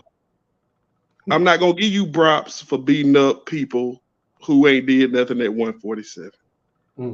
He ducked this man for years. Bud's not playing this grown man business. And I'm going to go 11 round stoppage, Bud. 11 rounds. Okay, go ahead. 11 round stoppage, Bud. We represent for Georgia. I'm from Georgia, everybody. Appreciate the great E Thriller, the Black Picasso for the time. Like I said, this is boxing, ladies and gentlemen. This ain't about opinions. This ain't about what you feel like. This is just straight boxing. If you know boxing, you know this is a mismatch. And when Bud thud him up, we're going to see that the truth is really a lie. Salute to everybody in the chat. I'm finna go in the studio. I'm a CEO. Shout out to Freestyle Lock ENT at my brand. I'm gonna keep man, working. You doing paid promotion, man. Go ahead and send me a cash app. You doing paid promotion, my brother. Oh, yeah. I got you, Thriller, the Black Picasso. Cash app on the screen is yeah, I said it, E3. Go ahead. Oh, yeah, we finna get you, Black Picasso. I'm finna send you something, cuz. Let me tell you, you from Texas, but you ride like a Lexus. I'm finna get you right now, bro. Appreciate everybody in the chat. Appreciate the time, my boy. Bud in the left. Gotcha. Appreciate you, man. Yes, sir. Man, let me go out to the BFB Master Q. You're live on the chat with the pack. Talk to me, bro. What's poppin'? Let me go out to the BFB Master Q. Go Thriller. Hey, you got an echo, Q. Oh, let me walk off for a second. Say, you hear me better now without the echo? I can hear you. Say something else. Is it better without the echo? Yeah, you good now, bro. What's poppin'? Go ahead. You got 2 minutes, Q. Who you picking and why, man? Oh, man, shout out to everybody, man. You know what I'm saying? Oh, man, the propaganda I've been hearing tonight has been phenomenal. I am so impressed, you know what I'm saying? Because when a nigga can say that he don't see one as the bigger man, boy, that nigga vision need checking.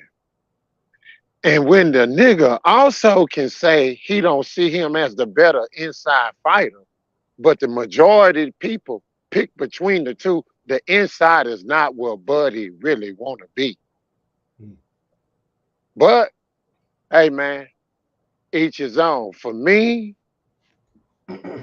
you know, you got the psychics calling for Spence in a stoppage. You know what I'm saying? I don't think this is going to the cards.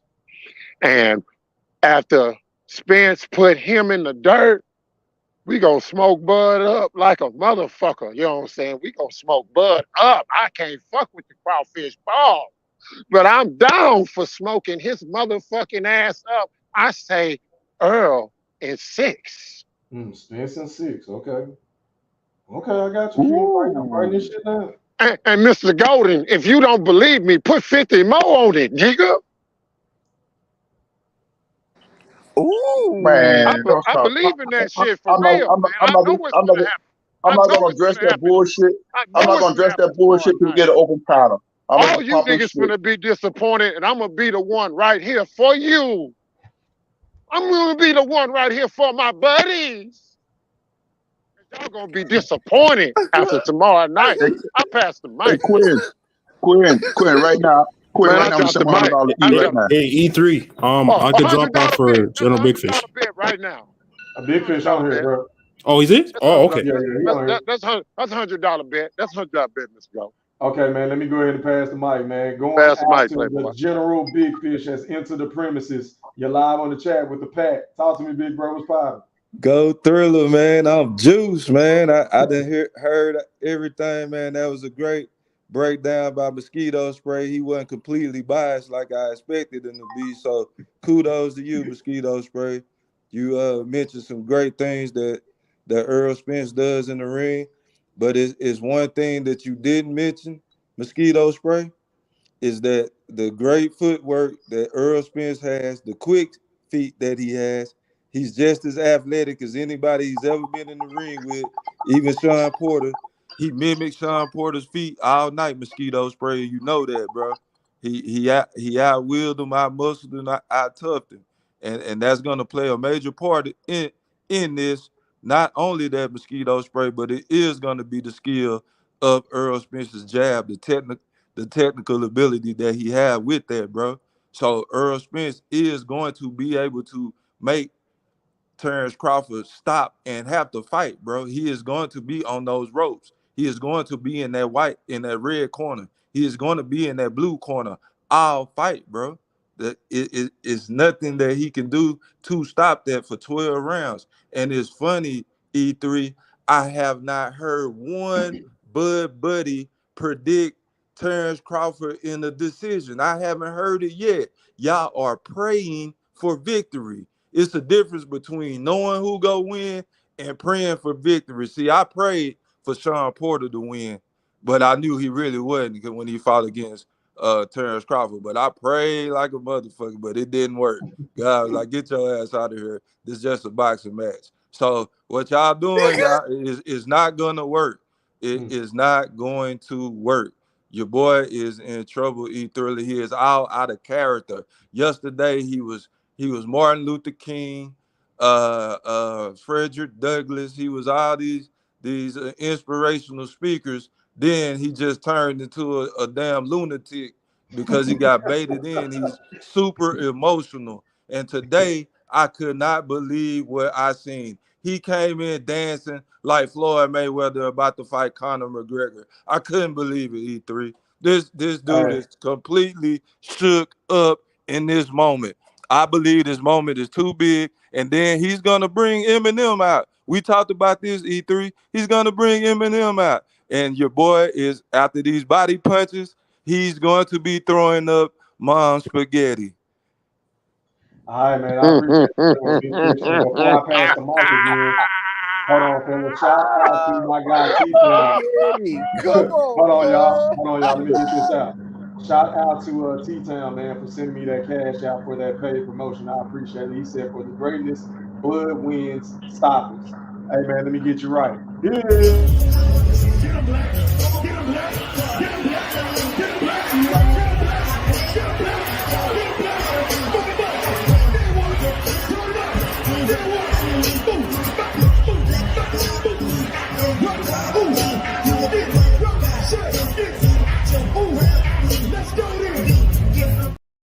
All right, man. Going out to my guy, Mr. 214.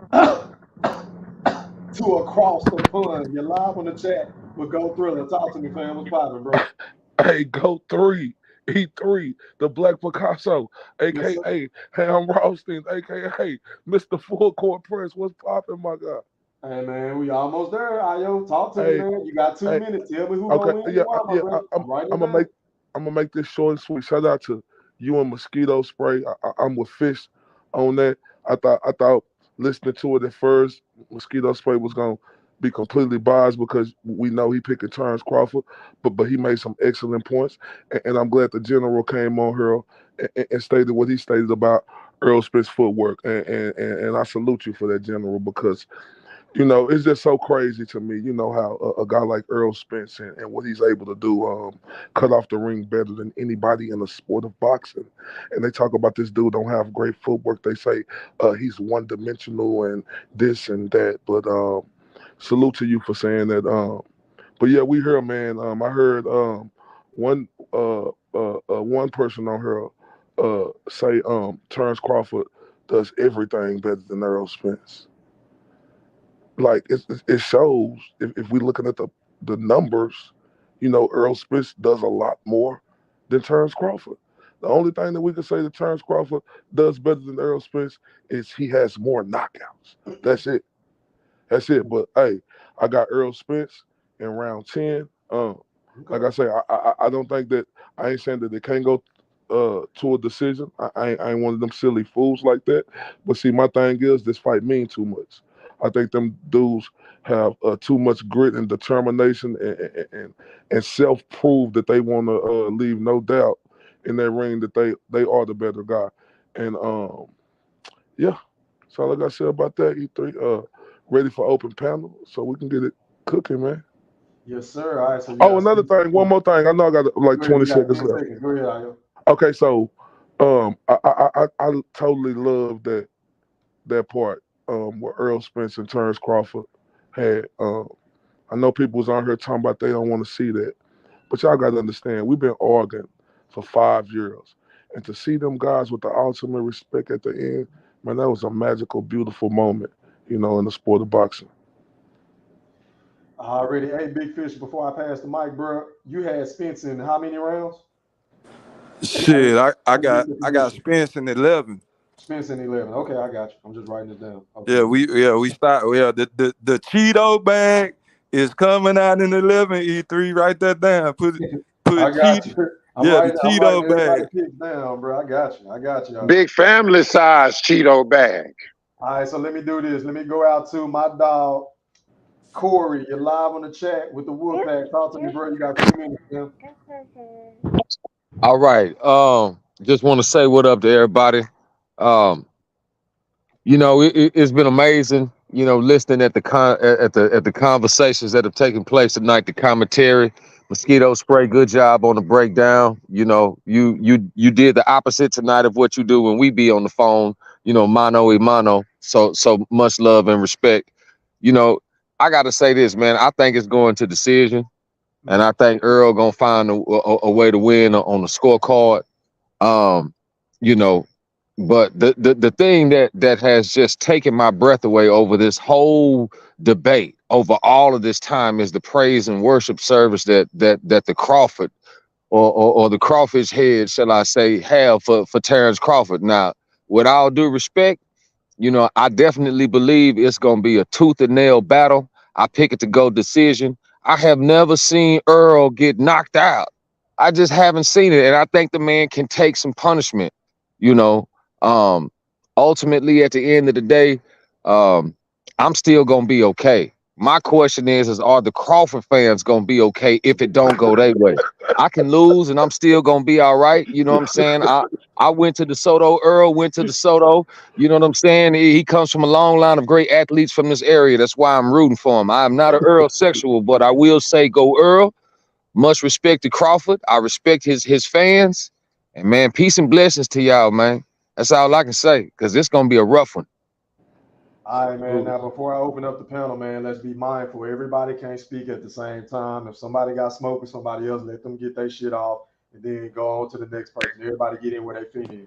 Hey, man, the panel is now open. General Big Fish, I need you to hold it down, bro, until I get back. All right, bet, bro. All right, go ahead, y'all. Hey, salute to you, Mosquito Spray, for that breakdown. But why don't you talk about Earl Spence's footwork, Mosquito? Why don't you talk about how great his footwork is and he able to get to any corner of that ring that he wants to? Why we don't hear that? Why we didn't hear that in your breakdown? Well, I did mention that because I did mention it's gonna come time to fight. Then this fight with Crawford is gonna have to fight Spence on the inside. I mean, I didn't you know, I guess give the ultimate compliment on Earl Spence's footwork or whatever, because I do believe he has slow feet. Yeah, he's good at cutting off the range from angles and things like that. He is good at that. But the thing that y'all not that I'm getting from y'all is the level of confidence, borderline arrogance, that Earl Spence is just gonna be able to walk through whatever Terrence Crawford throws at him on the way in. It's not a matter of arrogance, Mosquito. It's a matter of y'all think that Bud still moves the same. He don't move the same no more. He done slowed down, brother. He still punched the same though.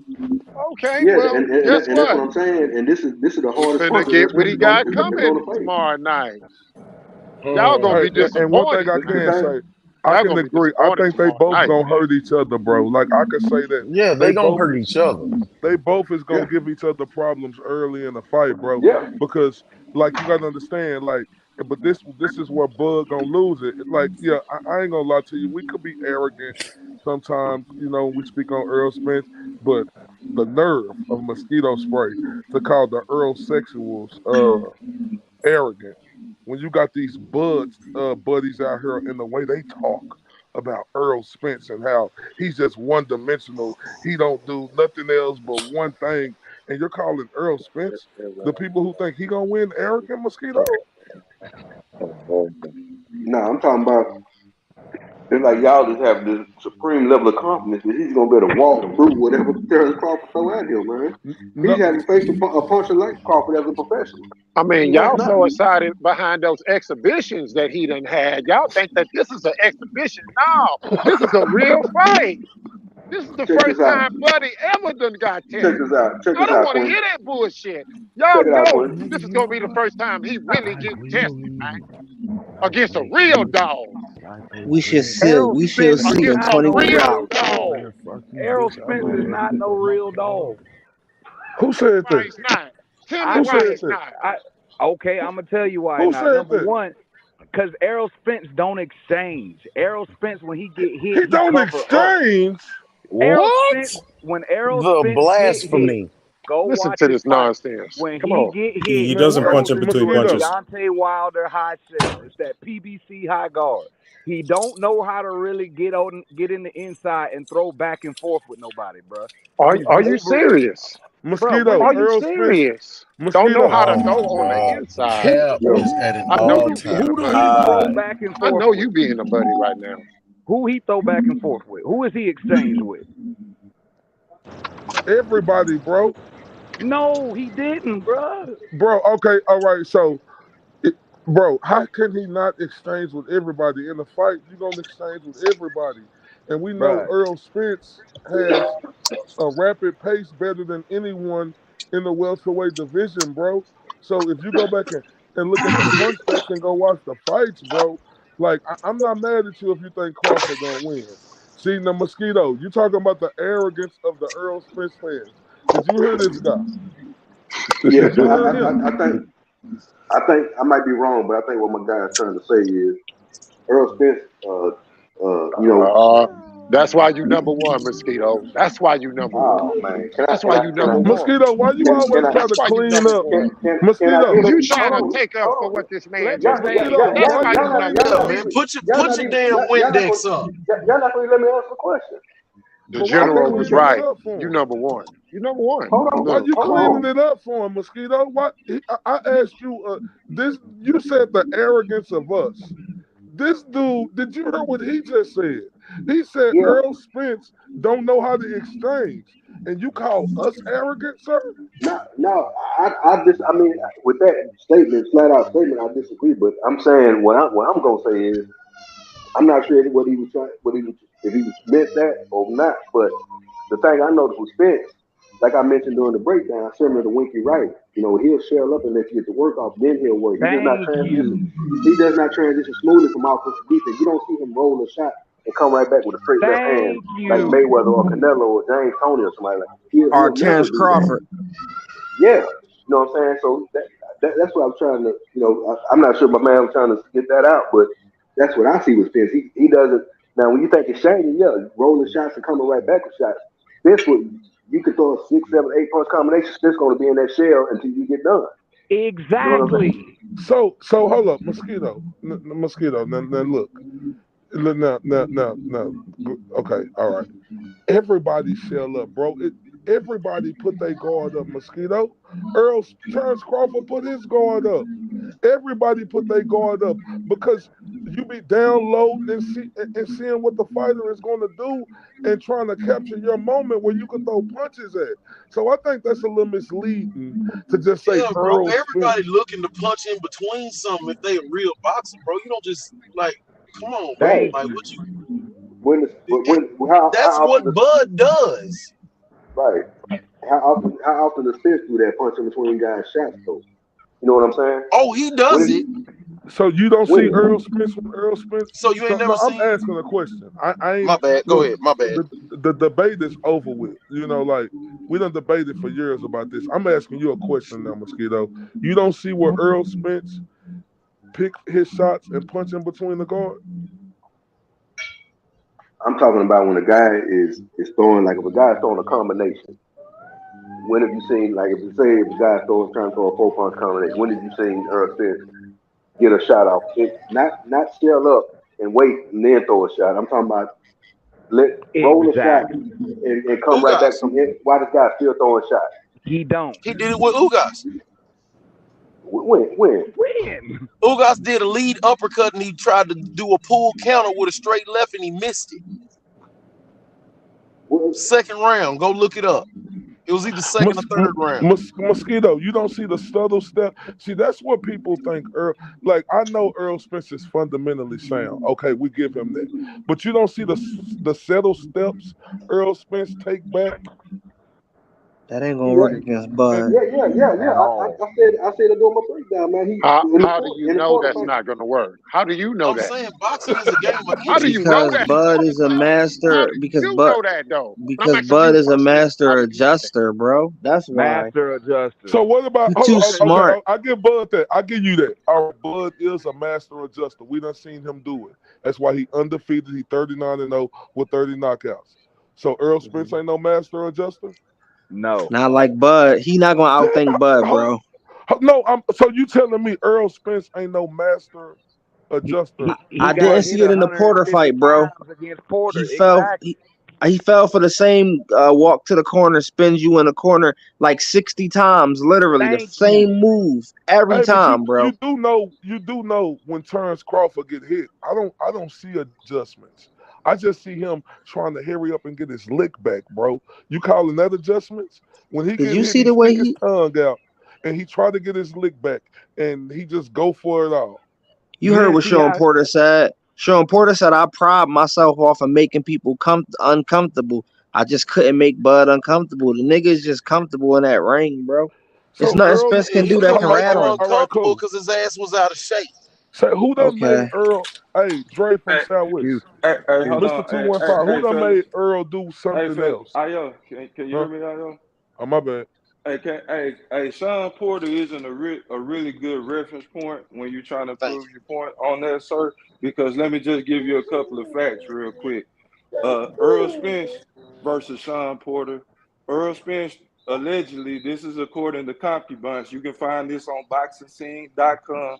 This ain't no shit I made up.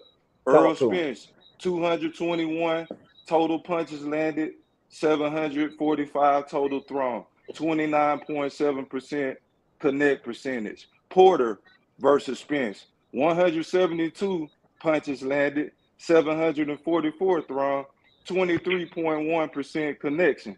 Okay, the Crawford fight versus Porter, we know that only went 10 rounds, so we're not going to have as many punches, but this is a drastic difference. Crawford, 98 for 328 at a 29.9% connection percentage. Porter, 79 for 347 with a 22.8.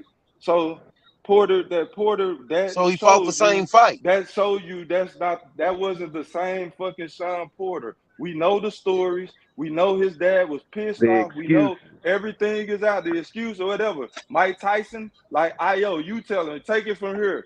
To Io, remind him about Mike Tyson. Tell him about You, what fighters do. It's true. Yeah, Mike wasn't lying about his back being broken, but it was fucking broke. Go ahead, Ayo. Yeah, so this the one thing about fighters that I learned and by watching them, and correct me if I'm wrong, Mosquito Spray. Every time a fighter lose, they make a fucking excuse.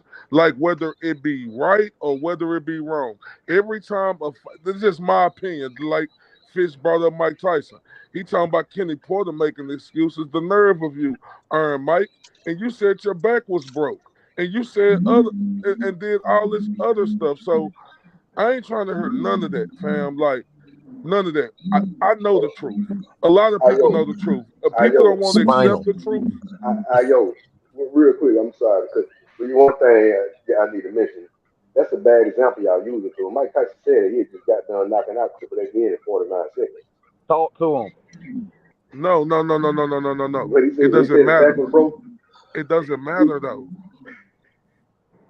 It So, don't matter. Thinking man's game is going to beat Spence all Mike day. Tyson, Bud is too high. Look, I don't remember everything. Oh, okay, so you want to do that? Let's go to him versus Holyfield. The headbutts. He was headbutting me. He was trying to knock me unconscious.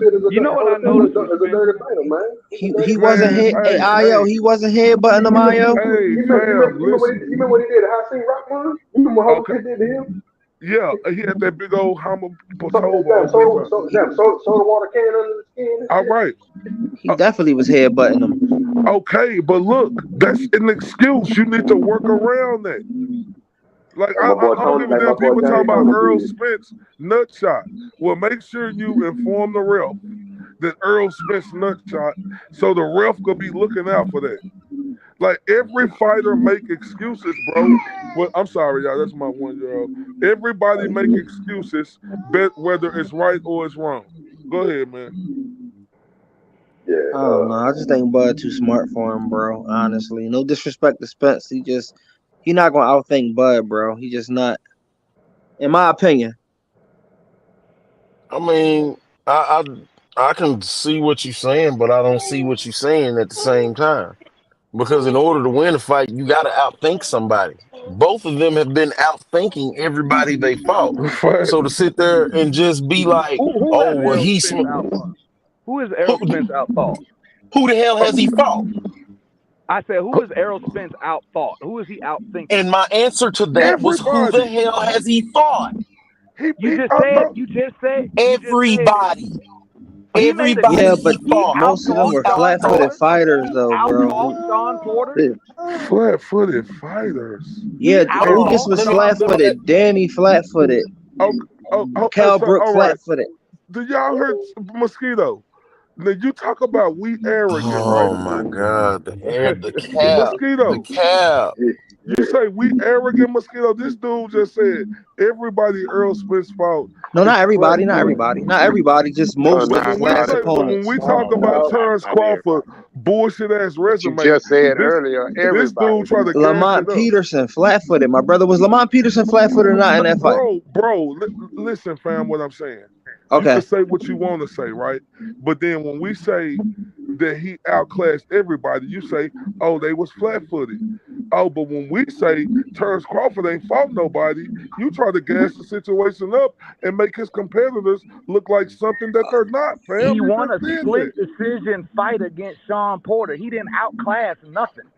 One of the judges thought. What do you mean? He got That's the not. decision. Hold on. First, let's use the words properly. I didn't say outclass. I said he outthought. How did he outthink him getting hit 160 plus times? How did he outthought him?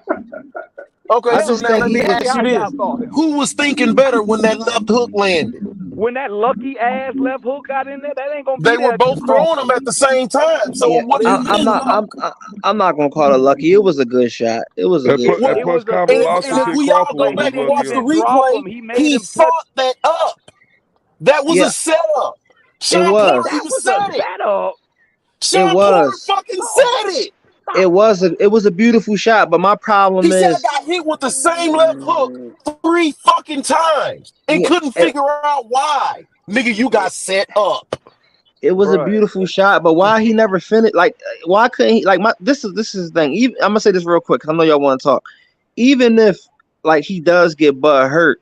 The man is a terrible finisher. He knocked Lamont Terrible. Peterson down and then got outboxed by Lamont Peterson while Lamont Peterson got up in that round. He knocked Sean Porter down and then got pushed back in that same round. I mean, the man isn't that intelligent of a fighter when it comes to finishing and getting his man off their feet. He's Who on not. Crawford resume is better than Lamont Peterson? Who on Crawford resume better than Lamont Peterson? The man that Here knocked comes out the a man that knocked him out, Victor Postal.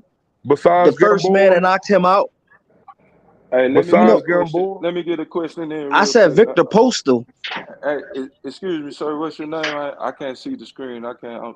This I this apologize. this Dre from Southwest, my dollars, That's my brother. man Dre from Southwest. My bad, bro. I ain't No recognize problem, my you, brother. your boy. So I don't know if I've asked you this before, but I want you to get because you sound like you mosquito spray nephew or something, boy. Like you been sprayed with that hypnosis spray, boy. So can you please show your a neutrality somewhat and tell me what can Earl Spence do to win this fight? It like yeah, I know you heard mosquito spray breakdown. Pretty sure you heard. I don't know if you heard what he said, but can you give us some kind of insight on what you think Earl can do to win the fight? I know Or people may we not. completely tripping? Yeah, no. I know people may not agree with me on this, but I think Earl should just do what Layman Brewster did to Klitschko. Just go in there with reckless abandonment, man. Like the thing, I think The because fuck? Crawford. No, because I think Crawford. Sometimes Crawford takes time to adjust.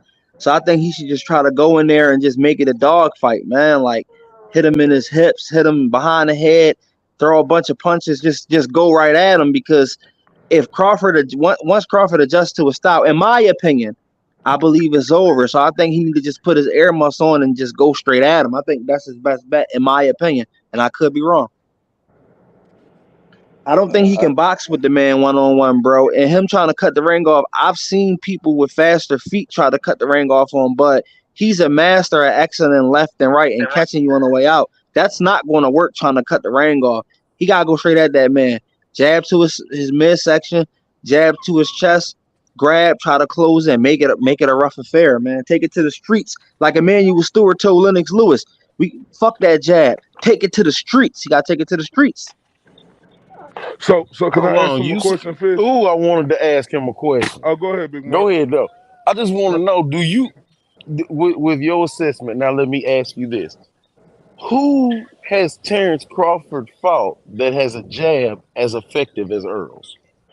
Sure, well, according to a combi box, Sean Porter had the highest. His jab landed the most out of all welterweights, bro. Go check the numbers. Crawford took that shit away, and Victor Postal. Say what you want about Victor Postal. I'm gonna make this real quick because I know y'all want to respond. Cheese. Talking about the gatekeeper. Lucas The Matisse. gatekeeper. I'm gonna make this real quick. Lucas Matisse was the first person to stop Lamont Peterson at 140, way before Spence did it. He won a WBC title, right? That same Lucas Matisse went on to fight Victor Postal. Victor Postal shut that man out and became a champion. Postal had a great jab, bro. Crawford took it away with lateral movement. He's fought good dudes with great jabs and took them You away. remember Lucas Matisse versus Danny Garcia? Yeah, definitely. What happened in that fight? Danny beat him in a 12-round decision. Style make fights. Danny fucked him up in a 12-round decision. Keep it 100. Yeah, styles make fights. And did Earl Spence fuck Danny Garcia up? Yes, but styles make You fights. see how we could all use that parallel universe you're trying to use? No, but I don't know. No disrespect, my brother, but that's not relevant. He asked me about a jab, and I'm saying that he fought people with great jabs, like Victor Postal had a great jab. Cal Brook, believe it or not, Cal Brook jab is better than Spence's. He has better timing on it, and Crawford took it away, bro. He know how to take jabs away, bro. His jab not better than Spencer's, bro. I'm sorry. How old? You're entitled to your opinion, though, but I disagree.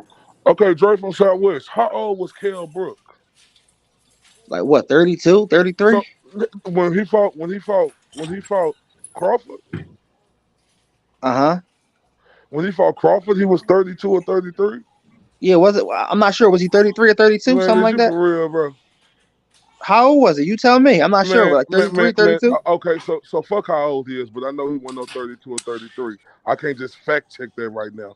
So where was he at in his career when he fought Crawford? Was he the same guy, or was he better than what he was when Kell Brook fought Earl Spence? Honestly, Io, no disrespect to you, my Dallas Man, brother. I'm asking you a question. It's hard to answer it because he was coming off of 3 wins, bro. It's hard to Okay, answer that no, question no, no, no. It's hard because to you're not answer. going to agree with me either. Like, I No, think he I was ain't. better in I'm his just career. asking you. No, look, we done had disagreements. I did enough debating. I just want to see your way of thinking. So Okay. you're saying, because Kell Brook was coming off 3 wins, right? And remember, he was fighting at 154. You remember that? So he had them 3 victories at 154 where he was walking around comfortably. He want that same guy who was walking around at 147. Who had to cut weight to get 147. He moved to 154. But then he had to cut back down to 147 after that 3-fight win streak or however long he fought to fight Terrence Crawford. And you're telling me he was a better guy than when Earl Spence fought Yes. him? I'm going off of what Okay. he said. All right. He Okay. said that he was in the best shape of his life. He said that he had to cut a lot of weight and he needed more time in the Spence fight. That's what he said. So according to himself, he was better off in the Crawford fight than the Spence fight by his own admission. That's what he said. Oh, no. Cool. So let me ask you this. I'm glad you said that. You know it's a lot of older fight. You remember the history of older fighters, and when they trying to make they come back and they get a big fight, they always say they're in the best shape of their life and they feeling the best they ever felt. Can we agree on that? Yeah, no doubt. So that's just what Yeah. Kell Brook said. That's his mentality. That's what he thought. But we knew Kell Brook wasn't the same. Hey, give Terrence Crawford his credit. He beat him. He showed that Kell Brook wasn't supposed to be in the ring with him. But also, let's talk about how that older Kell Brook put a knot on Terrence Crawford eye. Like he was catching him with some punches. Like we don't want to talk about that. But no, Mugabe put a knot on Marvelous Hagler eye. What was the outcome though? come What was on, the No. outcome? So talk where to him. was Mugabe and Hagler at in their career? Was Mugabe still a top fighter? I mean, he was 26-0, but he never fought nobody on Oh, Hagler's okay, all level. right. So what was Kell Brook compared to Mugabe fighting the Marvelous? Because I just watched that documentary the other night, right? A Marvelous Marvin Hagler. So where was Mugabe at in his career compared to where Kell Brook was at in his career when they fought their fights that they fought? I Who you mean, just brought? Kell Brook was coming off of 3 consecutive wins, my brother. I mean, when you done, you done. It's like Linares when he went up to 140 and got stopped in the first round by a journeyman, bro. When you done, you done. Like the dude had Hold 3 on. fights and he Excuse me. won them.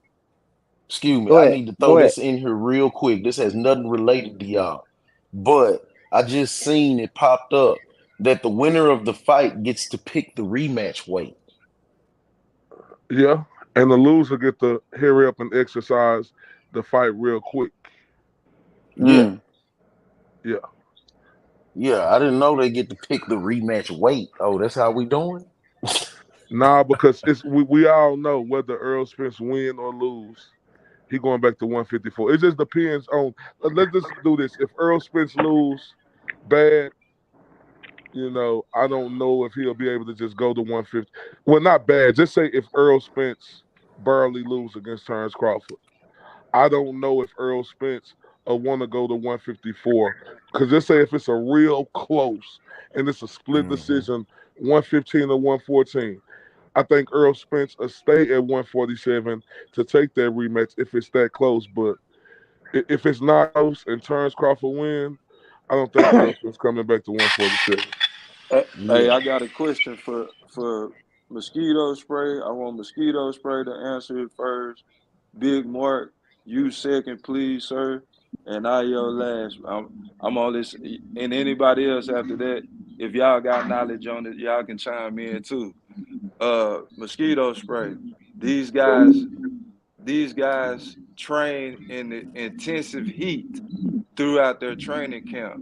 Earl Spence claims that it's 120 degrees in the gym he trained in every day. I'm not sure about Bud, but I'm sure it's hot in his gym too. So warming up in the locker room and walking to the ring, that temperature is not going to be simulate what's in the gym. So what's the point in training in those type of conditions? And are those conditions inside an arena in a boxing match similar to that?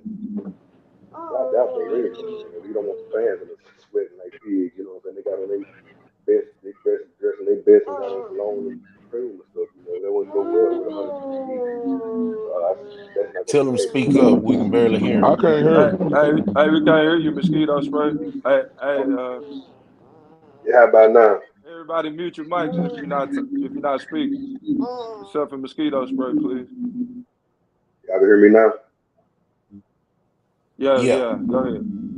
All right, yeah, I was gonna say that yeah, in the arena it ain't gonna be like that. You know, you got people in there and they, you know, dressing their best clothes and stuff, you know, they ain't trying to have the fans in there sweating and shit. But as far as the gym, that's just you just wanna make it, you know, make them used to being in miserable conditions. Most boxing gyms usually keep the heat 80, 90 degrees on a regular basis. You know what I'm saying? 120, that's a bit extreme, but that's it's a normal thing to have a gym hot. You know, like it ain't no a boxing gym have never been like one of these foo gyms that got 65 degree AC with elevated music playing and shit. You know what I'm saying?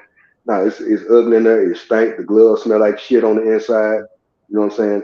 It's a rugged environment because you breeding champions. You know what I'm saying? And they gotta they gotta be able to have the mentality of because when you in that ring, man, I mean, you know, that's somewhere you could literally, even in a sparring session, you can get killed in there every time you step in that ring. You know what I'm saying? And you have to have the mentality that that's why it's boxing. Not everybody can do it because it's not for everybody. It takes a special mindset to be okay with getting punched in the face. One thing I saw, man, one thing that was inevitable. It comes a time where you're gonna get punched harder than you have been hit in your life. You got to ask yourself, is this really what I want to be doing? I've seen a lot of people leave and never come back. You know what I'm saying? So they just being used to being in those because it'll make it easier on fight night. Kind of like say if you do your road work with leg weights on or combat boots like Ali used to. You know, and then when you get in the ring, put the shoe, you know, them light boxing shoes on, you're gonna feel like you can move like the wind. You know what I'm saying? So it just making them work as hard as possible, like wearing the plastic suits or whatever the case may be. You know, just getting used to working under stressful conditions, under not just mentally but also physically, also putting physical stress on your fighter, also to get them ready, man. They're going into battle. You know what I'm saying? They got to be ready. They're warriors. They got their sword and shield, or them gloves. You know what I'm saying? Their sword and shield, and they got to be ready, man. And just leaving no stone unturned. That's what it's about. That's all I got on it. Yeah, what's your opinion on that, Big Mark? I mean, training is everything, bro. If you trying to when you looking at a 3-round fight, bro, 3 minutes is longer than anybody can ever imagine if you ain't been in that ring. You know what I'm saying? So when you dealing with 36 minutes with a minute break in between, yeah, for that heat, you need that heat. You need to stress your body out as much as you can stress it out so that when you in there performing, you can perform. Cause you're gonna get stressed out while you're in there performing. You know what I'm saying? Like I understand. I guess because I'm a Texas boy, so anytime we train, it's in the heat. You know what I'm saying? Like that's just how we get at it. Yeah. So you know what I'm saying? I don't know no other way to train. You know what I'm saying? Like if I'm a even while I'm out here developing my nephews, I make sure we in the heat. But like how hard is it to adjust from that climate condition when you getting in the ring in that bell It ring makes it and easier. you It how makes it so? easier. How so? How so? Like that temperature change is typically a change where when you get it, it's the when you used to training in shit, like, cause he probably ain't lying when he say that gym get to 120. That air thick, that air hard to breathe. So it's just like damn near being in Colorado. Cause in Dallas, boy, that air's so thick you can damn near run a knife through it. So when you dealing with that, and then you come to a place where the air conditioning cool, it's 74 degrees, you ain't it's no stress. You don't really it takes you longer to get tired. You know what I'm saying? It's just gonna it gives you an advantage because it's not as much stress. If you in there fighting at 74 degrees, And the whole time you was training at 100, 105, 110. Gym get hot, 112, 115 with that big ass box fan going. Yeah, bro, you gonna be in shape. You gonna be ready for when it's round 9 and it's getting tough and the nigga been hitting you with body shots and you hurt. You gonna be able to deal with that shit because you done been through it in 120-degree heat. So doing it out here, it's gonna be easier. It just makes it lighter. That's the same reason they go to Colorado to get up in the air. It make it easier. That's Okay, all I got bet. on that one. Okay, Mr. 214, Mr. 402. Yeah. You've been around Spence in the camps and you walked to the ring with him. How did he handle that temperature change? Oh, easy, just like Mosquito and Big Mark said. Like you need them type of temperatures. You need that type of octane that Terrence Crawford get in Colorado, that type of heat that Earl Spence go through. That I heard you need that. Like they say, you got to push your body to the extreme, bro. Because when you a fighter, you have to really, when you on this championship level, really go to that next level in training. You got to push yourself to the limits, like Big Mark and like Mosquito said. So, like in that night. 10th championship round, 11th, 12th rounds, you will be able to go even further. So, like, I can't really say too much more on that. Like, they broke it down and said it eloquently. Like, you need that. So, on fight night, it makes everything easier, bro. That's it. That's plain and simple. So we speaking on heat. I heard my right brother Q. He was pretty hot about that breakdown. Q, do you have anything else you need to address with mosquito spray about that breakdown? Because I sense a little tension with your reaction. I mean, the way he broke it down, it was all right.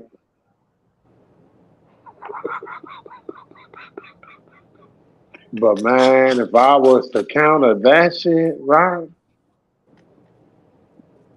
You know, the one thing a lot of the Bud Crawford fans are so caught up in is that flash, man. And I can point out too many examples, Roy Jones, Antonio Tarver, where flash don't always get it done, man. Hey Q, we might have to apologize to mosquito spray tomorrow night, man. Are you ready for that? Oh man. Oh we man. Boy, I tell you what, man. Earl finna Earl finna mess that dude up, man. And I'm sorry, man. He finna destroy his dude, man. He finna fuck him up. I'm telling you, man, this is not what Buddy want, man. He barked up the wrong tree, man. Hey, He barked up the so wrong tree. who audio is that? Everybody mute your mic, please.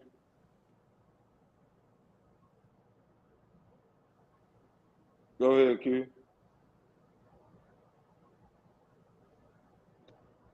You know, everybody be hollering skill this, skill that. Hell, I thought it was skill this, skill that when Caleb Plant fought David Benavidez. Caleb Plant was supposed to have been the better boxer with the skill. But as we always see, the better fighter always prevail and win. We done seen this too many times, man. Hey, this something else, y'all, that's never came into play for the football player Sean Porter did headbutt Terrence Crawford and cut him, but we really don't see Crawford or Spence, needing to have a good cut man. But what if the fight end on cuts or a headbutt or something like that happen early in the fight and the fight gets stopped like that? How would y'all feel about that shit? Cheese. I would feel like Bud know that he was finna lose and he wasn't gonna be able to accept the fact that Earl was the better man. He was dogging him in the ring and he just Yep. said, fuck it, I'm gonna Yep. headbutt that nigga. I ain't gonna let Yep. him beat me like that. Yep. Because I can't Yep. get him. I can't hurt him. Yep. He eating my crawfish nuggets, man. He Yep. not fearing that shit. Hey, I agree with everything Mr. Q said because, like everybody know around the world, Earl Spence is fundamentally sound. We see Terrence Crawford just jump and leave his head out there. So he'll be the one initiating the head, but before Earl Spence, that's just facts. And can't nobody debunk that. I can. Cause y'all gotta stop this bullshit about this fundamentally sound shit. Y'all just saw video footage of the motherfucker getting in no man's land with his eyes completely off the other fighter. That's fundamentally sound? Seriously? Who? Say that again, Mosquito? Y'all saw video footage of that motherfucker getting completely out of position with his eyes completely looking at the floor. That's what we call fundamentally sound? Who, Earl Spence? Earl Spence, yeah. Man, come on. You know his eyes just look like that. Come on, bro. No, his eyes, you couldn't see his eyes because the nigga was looking at the floor. And who got Come on, Okay, man. Y'all bro, saw that. you act like Terrence Crawford ain't never done no goofy ass shit in the ring and got his shit clipped He does either. that shit several times every fucking fight, though, man. He consistently does Oh that. my god, man! Let me go back over here. Yeah, so you've never seen him get front foot head or get his head over his feet, not break his feet with him when he's trying to get to his opponent. You've never seen that. This is something brand new that I'm guessing on. Again, go watch. I said the 30-second mark of round number 3 against Ugas, the 2:35 mark of rounds 4 and 5 in that same fight. Watch Earl Spence and watch what he did. Mosquito, you nitpicking. Hold on. Mosquito, you nitpicking. Motherfuckers got knocked out. Hey, Big Mark, mute your audio, Big Mark. Something going on with your audio, Big Hey, Mark. Mosquito, you nitpicking, Mosquito. Fighters have got knocked out for doing that type of shit, man. I know, but you My mic was nitpicking though, muted. That ain't me. Mosquito. How am I nitpicking? That's a serious You talking problem. about? Okay, he caught Earl with a good shot. Fundamentally sound. Footwork is part of that, is it not? Hey, time out, fellas, time out. We got to figure out who the audio this is. Mosquito Spray. I'm not sure if that's you, boss, but it's like a little clicking going on. Yeah, that's not me. I thought it was me. I had already hit the mute button to figure it out. That ain't me. I'm gonna mute my mic now. All right, Okay, who was that? I think that was That ain't me. Who just came back in? It's me, I guess. It's ain't Yeah, that's you, Mosquito Spray. What it sound like? Some clicking or something you said? Nah, It it's like a sounds like you got a buzzing. whole bunch of bees around you. Yeah, it's buzzing and clicking. Yeah, it's making everybody audio bad, bro. There you go. I'll just cut it on when I'm talking. Cheese. Yeah, it's coming now. Yeah, that's cheese. Yeah, whenever he come in, that's just cheese. It sounds like he coming in with a wasp nest. Yeah, but I just don't understand it. But look, I Like, could easily see. I could break down how Terrence Crawford could win this fight. See, Terrence Crawford got to do what Earl Spence do to everybody else. Like Mosquito Spray said earlier, he gonna have to stand his ground. No, Crawford gonna have to stand his ground a lot. Crawford is gonna have to turn the tide like when Sugar Ray Leonard fought Tommy the Hitman Hearns. He gonna have to stand he gonna have to stand his ground, catch Earl with a good shot, and make the most physical, stronger guy go backwards. That's how Terrence Crawford could win this fight. He has to sit down early and often, and he has to make Earl Spence go back. Because if Terrence Crawford can't make Earl Spence go back, he's not going to win this fight. Was that a good one, Mosquito? Comparing to Sugar Ray, how he did to Tommy the Hitman Hearn? You know, he caught him with that good shot and turned the tide. And yeah, I mean, I agree with you. And I believe he has the ability to do that, man. Spence is gonna help him out with his mistakes. Huh? I said I agree with you. I believe Crawford has that, and I also believe Spence is gonna help him out with his mistakes. I mean, that's yet to be determined, but I'm saying that's what I feel. That's the only way Crawford is going to beat Earl Spence. He is going to have to make Earl Spence go backward and go backward often. If he's unable to do that, if he's like Terrence Crawford, look now, Big Mark, I think I got to agree with you what you said earlier. Terrence Crawford is going to have to come out of this shell, especially in this type of moment of trying to download information. He can't do that against this guy. He can't do that against this guy. He has to come out here and make a statement early against Earl Spence and show him, yeah, I am really the stronger guy. He really has to do that. That's just my opinion. No, if he can't convince, I keep telling everybody, if he can't convince Earl that Earl can't do what he doing, he's not gonna win the fight. Like that's why I keep asking. Like, if he doesn't land this so-called mysterious shot that nobody's gonna see, how the fuck is he gonna win the fight? Because nobody else is saying that he can outbox Earl, which means he's not fundamentally built to go 12 rounds. What? You say nobody say he can outbox. So you say Earl Spence can outbox? They're on the outside and outbox Terrence Crawford. That's not what I said. I said Terrence Crawford can't do that shit for 12 rounds against Earl Spence. Why? Because Spence is gonna be too much for him to walk through everything. That's what y'all believe? No, bro. See, y'all be acting like this. Y'all act like Bud Crawford is just a supreme boxer. He's really not a boxer. He's a brawling counterpuncher. He's superior. He's a superior boxer in this fight. No, he's not. Yes, he is. No, he's not. He's the more talented person in this fight. He's not the better skilled person in this fight. Skills come with fundamentals, my nigga. You're talking about talent. Man, Spence, but minus the Mikey Garcia fight. When have you ever seen Spence so-called box? What other fight? Say that one more time. Minus the Mikey Garcia fight, when have you ever seen Spence do what we classify as boxing? Lamont Peterson, Mikey Garcia, Danny Garcia. What? Come on, Mosquito, that's not fair. All them other guys weren't really on Earl level.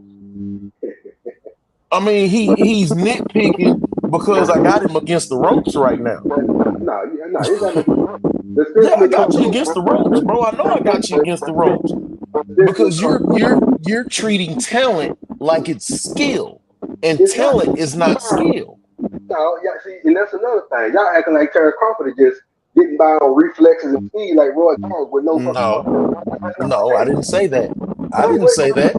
I said Earl is a better fundamental boxer than he is.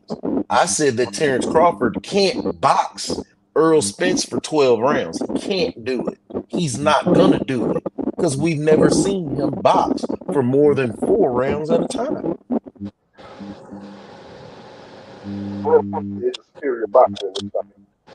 Okay, you think he is superior boxer? That's fine. No, I said you believe Earl Spence is a superior boxer in the fight, like serious. No, I think Earl is the better fundamentally sound boxer in this fight. What about so what name? Tell me a mistake Terrence Crawford makes that's as egregious as what Spence does, getting in no man's land. When he get in the pocket, he drop his motherfucking hands and stick his chin out. Do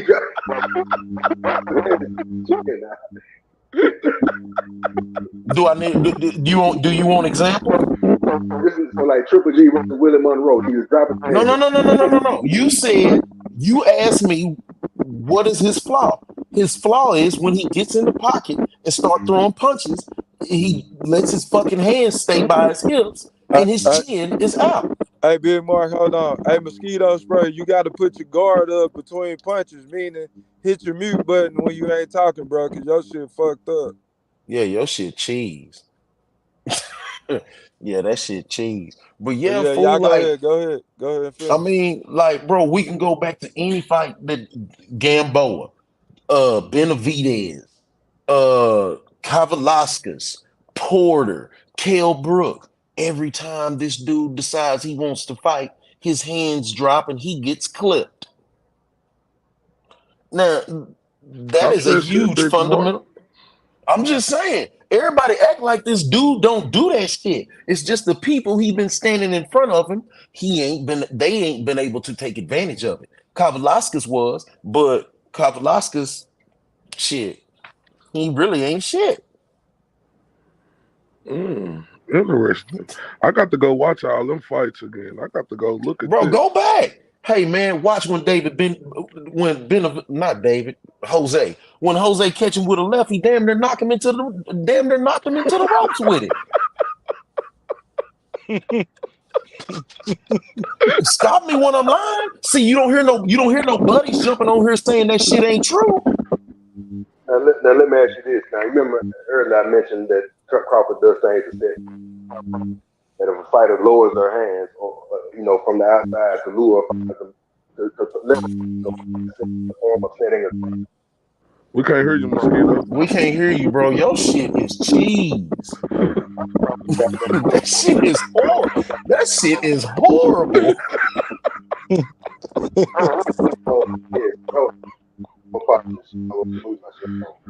Cause you just gotta text what you got to say, fool. Cause that shit is cheese. We apologize for the technical difficulties. We're gonna take a 30-second commercial break. This is sponsored by Terrence Crawford's Crawfish Egg Rolls. We got a sale tomorrow. It's $22 per pound. It comes with medicinal CBD. This is it's legal in our states. So when y'all are in y'all painful state tomorrow night, y'all can enjoy some of the Terrence Crawford Crawfish and CBD pack. All right, Mosquito Spray, are you back with us, man? Have you handled your technical difficulties? Yeah, how am I now, man? I'm just on Great. Ooh, thank you, Lord. Man. Thank you, Lord. Yeah, there you go. Yeah, there's my dog, Mosquito. Yeah, that's man. my dog. Hey, Mark, and IO biting the shit out your legs. Fight back, Mosquito Spray. Let's go. All right, so like I was saying though, Crawford, yeah, he does drop his hands, but I believe from outside that's a form of setting the trap to get a fighter to bite on that shit, man, and get him out of position. When he for instance, like the Porter fight, how he got Porter to come in, taking a half step back, landed up and cut to the solar plex. I would agree with you if he wasn't getting clipped all the time. Well, he don't get clipped all the time, man. I mean, he don't get caught. Yeah, he do. He get caught sometimes. But... Okay, hold on. So did Benavidez clip him? Yes or no? We just gonna go down the line. Did Benavidez clip him? He got touched in that fight. Yeah, Benavidez. Hold on. Look. We ain't even got to go back that far. Did Avenesian clip him? Yeah, he got caught in the Avenesian fight. Like I said, he does sometimes when he get his goddamn. Did Porter clip him? He got caught in the Porter fight earlier when he was getting this. Okay, well, goddamn. Well, what goddamn traps is he setting if his hands is always down getting clipped?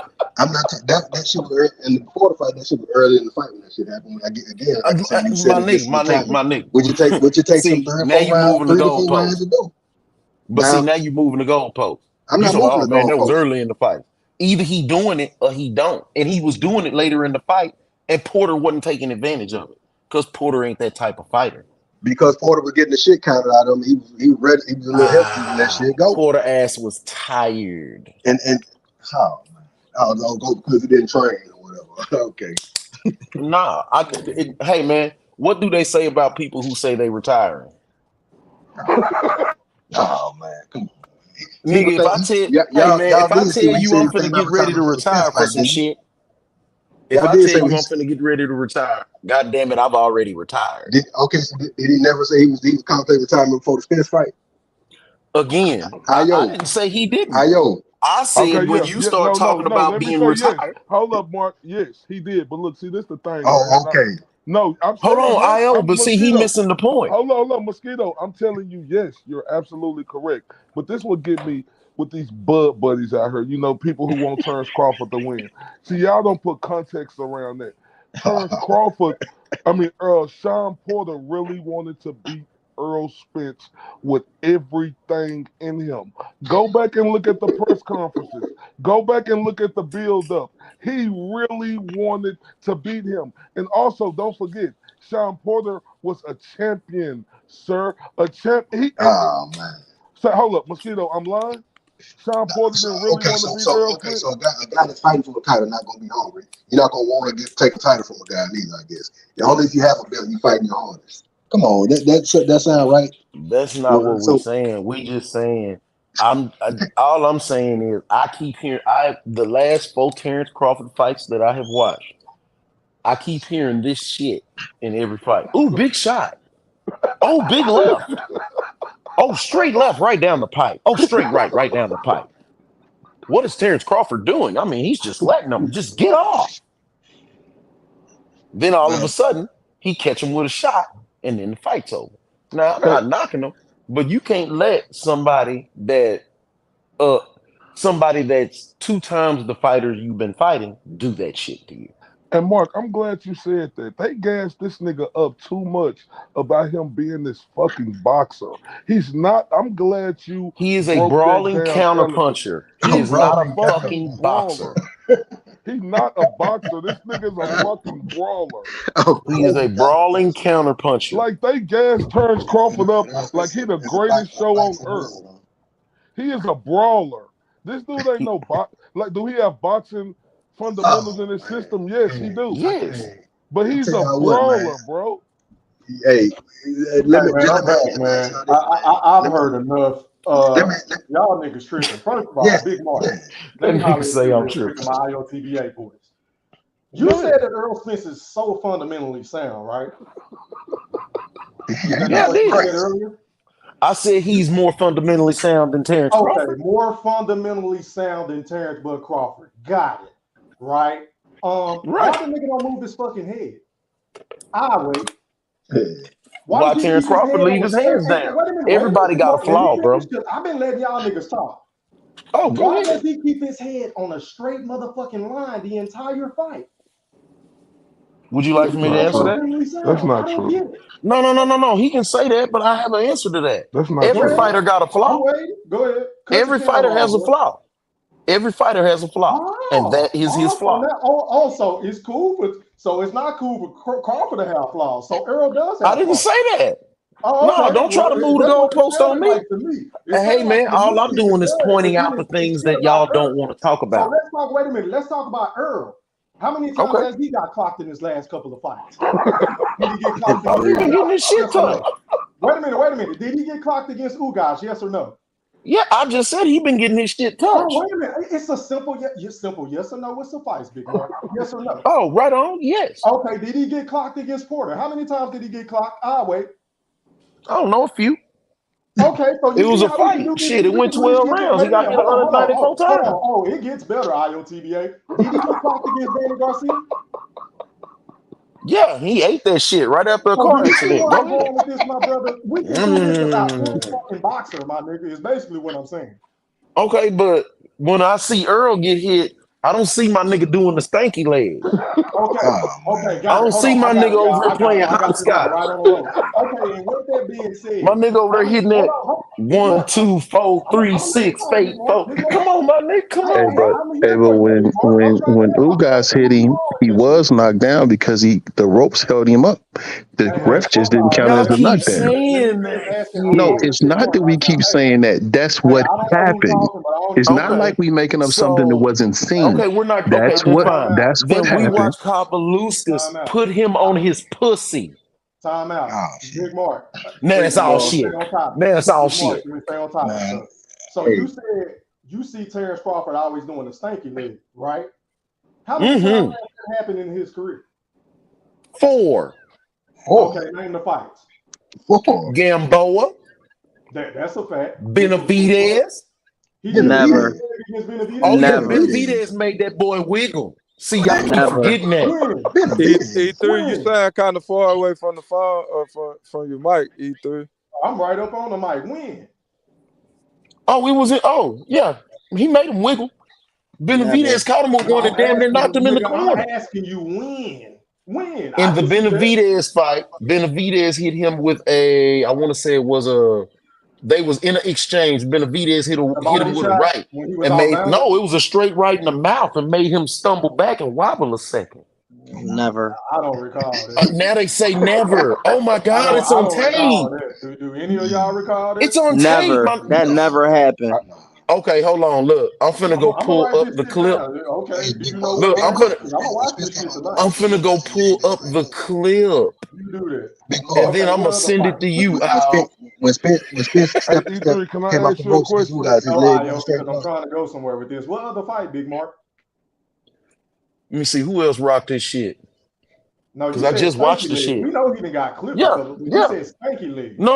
When I say stanky leg, that means nigga, I seen you hiccup, wick up, hibble bibble. When your legs start going And we wooga ain't never wooga, seen Earl yeah, Spence do stanky that. leg. We ain't never seen Earl Spence get clocked and retreat and shell up. No. See, clock retreat, shell up is different than stanky leg. That nigga leg straightened up against you guys, man. When he came out the ropes, that nigga was stomping hard to bitch. That nigga leg straightened up like a bitch. What you talking about, man? And how soon do we What are you forget about talking about? Larday? When What that nigga about came out Larday? the ropes in round 7 after he got caught when his mouthpiece fell out, that nigga's leg straightened up. That's what I'm talking about.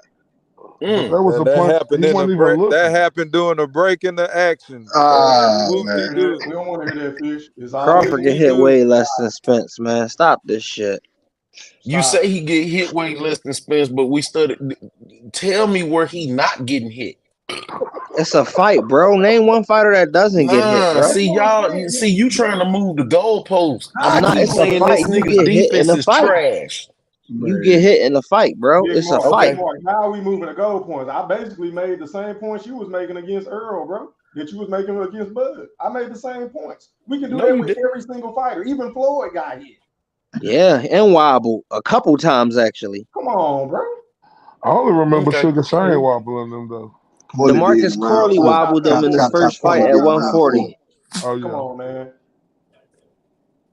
Hey, And let Maidana me go wobbled around them. I'm finna and go pull around that. the Look, thing. I'm pulling that I'm shit. Earl Spence supporters. Big Mark, Io, Big Fish, and Matt, BWB Master Q. Just let me ask y'all this, man. Tomorrow we come back on it, man. Y'all gonna move the goalposts, but y'all gonna give Crawford his credit. Bro, if he win the fight, I ain't gonna do nothing but give him his credit. I mean, Big shit. Fish. I don't hate the dude. It's not. I don't have nothing personal against him. Shit, I I don't give can't a say that. shit. Okay. I pick Earl because I think Earl is the better fighter. Okay. When it point blank period. I just think Earl's a better fighter. It's just gonna be How? what it How is is. he the better fighter, bro? Like, how? Okay. You say how? I think his inside game better than I think he's better fundamentally.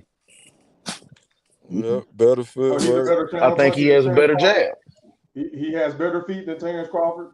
Yeah, He I has better think counter I so. think punching they feet ability about the than Terrence same. Crawford. yeah. Them He has old better ass instincts than legs. Terrence Crawford. That dude 36 years Ring old. Yeah, they got the generalship. same feet. Okay. All right. Okay. See, you My see, he man E3, you Q came think he in. baby. could punch? You You think see, he? they Oh, both I'm had sorry, Fish. Air Forces. They had the same feet. Okay. Go ahead, Big Hey, Mosquito. Fish. My bad. hey, E3. I'm sorry about that, Fish. E3, you think Crawford could punch with Earl Spence the whole fight, like on the inside? You think he could have one of them type fights with him? On the inside, no, because Crawford is not going to fight him on the inside the entire fight. It's Crawford. You And think he's another gonna thing I stand want there to and pull ask you. you? So you think he's gonna pull a Ugas? No, He might I'm have sorry. That ain't the to. question I He wanted might to have ask. to. Y'all niggas tripping, man. Nah, E3. So Why even do y'all Earl jam? said, man. Wait a minute, Hey, Earl even hey, said he hey, couldn't why believe you the nigga laughing, wasn't moving. mosquito spray? You still got that Cuban flag you wore that night? Still, I sure do. I sure do.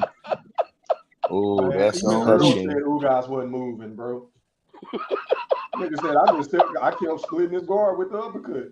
That nigga didn't move, bro. Come on, Fish, you ain't shit. Hey, ain't no secret. I pulled for Ugas right now. I was fed up with the whole ass shit. Earl Spence paying step aside fucking money to not fight Crawford and fight. Yeah, so I pulled him for the Cuban. Hell yeah. I was. Hey man, you ain't gotta explain yourself, man. That nigga pulled You the come trigger back on hard. it Everything tomorrow, Big Fish. bad. You Bitch may ain't want know how to to do answer the Bud question. fight. Your ass moved the Bitch goalpost gonna like root the against me, Porter bro. fight, nigga. So we get it. You came back on it Hey, tomorrow, especially them Crawford is the man that got admit. Then your ass come back with that lame ass Porter shit. Hey, mosquito spray. This is what I tell you about tomorrow. You not. I'm not thinking about no loss. I know we go win. But you want me to answer your hypothetical? I would have to wait till the VADA testing is results Shit. come back before I Y'all, y'all do bitches got anything. Instagram nipples and shit. Know what you talking about? Oh, shit. Alright, Victor we The started. Conte, man. audacity. Now, Victor your PGA Conte shit. play. You see what you done started? You see what you done started, Aya?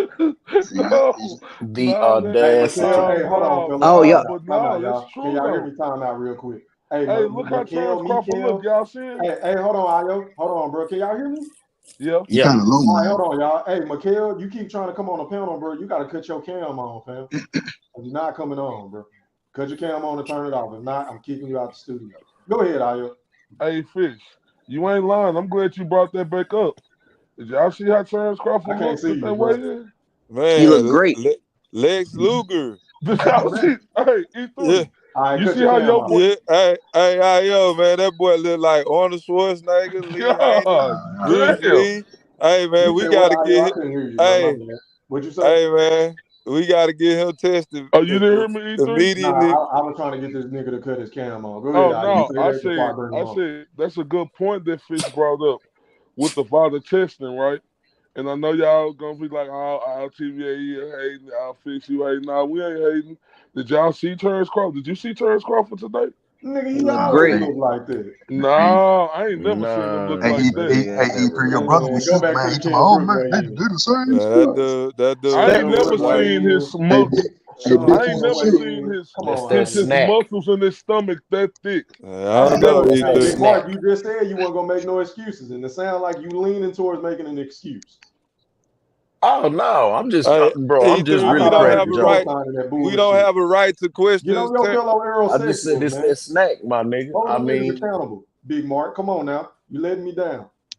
hey man, I just said it's that snack, fool. Why is There everybody you mad? go. Because I said it's that I thought, snack. There you can you go, hear me, man. E3? Oh man, I hear you, Big it's Fish. many fights. Hey, Okay. hey, my nigga D Young on here. Hey, D Young, pop your shit, bro. I ain't know you was on here. I just got back, bro. Whoa, what's good, fam? It's all good, man. I just pulled up to the crib, man. Just getting off, man. But listen, bro, I'm glad this shit here.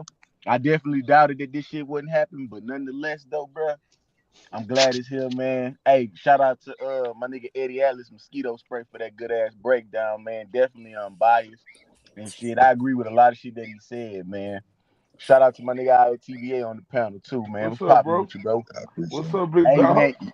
Shit, coolin', coolin'. Look, bro, off here, y'all. I done heard a lot tonight. You know, y'all assessments is decent. You know what I mean? But I just got the fight going different from y'all, bro. I feel like this shit finna look like Pacquiao Margarito, bro. Cause let me tell you, With who? the Pacquiao? thing. Hey, listen, mosquito Yo, spray. who's Not Pacquiao? trying to correct you, bro. I think the thing that we ain't looking at is it's more than just the punches and all this other shit. I'm looking at these guys' feet. And if Bud Crawford moving and catching this nigga on angles, because one thing we know, Spence ain't throwing off no movement. He gonna stay So planted and That's true. That he gonna basic put ass shit. everything he got in his punches. Now, But he's fundamentally sound. He's fundamentally hold sound on, and hold on, come hold on, forward. hold on, fam. I got you. Hold up. Now this is what I'm saying. The key to victory for Spence to win is, bro, he got to hit Terrence Crawford everywhere. We talking about torso, arms, shit, hip. He got to get dirty with Terrence Crawford, He bro. gonna hit him in the nuts multiple Oh times. yeah, hey, and hey, See, guess here what? they go. But hold Excuses. on, hold on, hold That on ain't no though. excuse. Sean Porter Hey, didn't make no hey excuse man, when hey Errol man, Spence went nut hunting with him. Sean, Yo, can I finish hey, talking, bro? I'm about to mute niggas, bro. And I normally don't do that. Can D Young have his time, please? Go ahead, Yeah, D.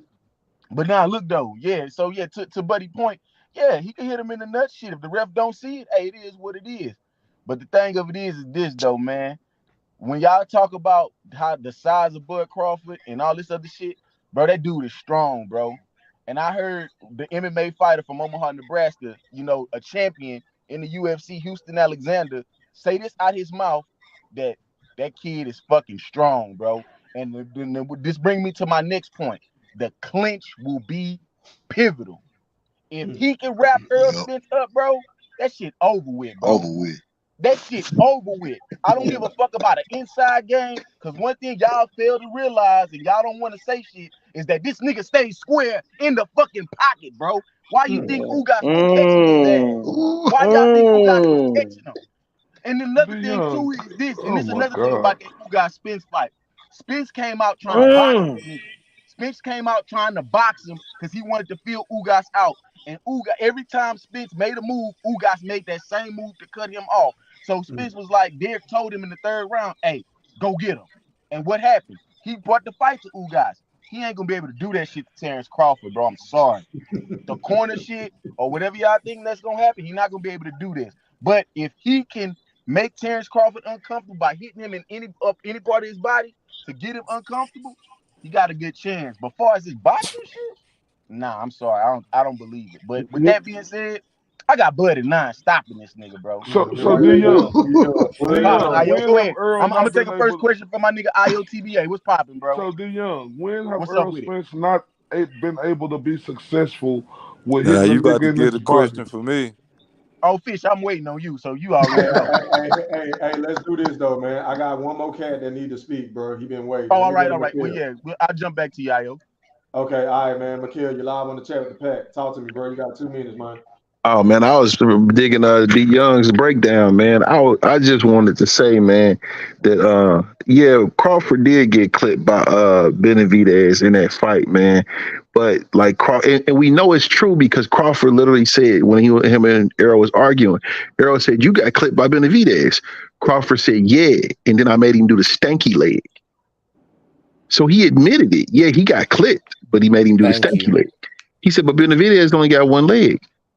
So when you start talking Thank about you. no, I mean that's to the point. Like, yeah, that's to the point.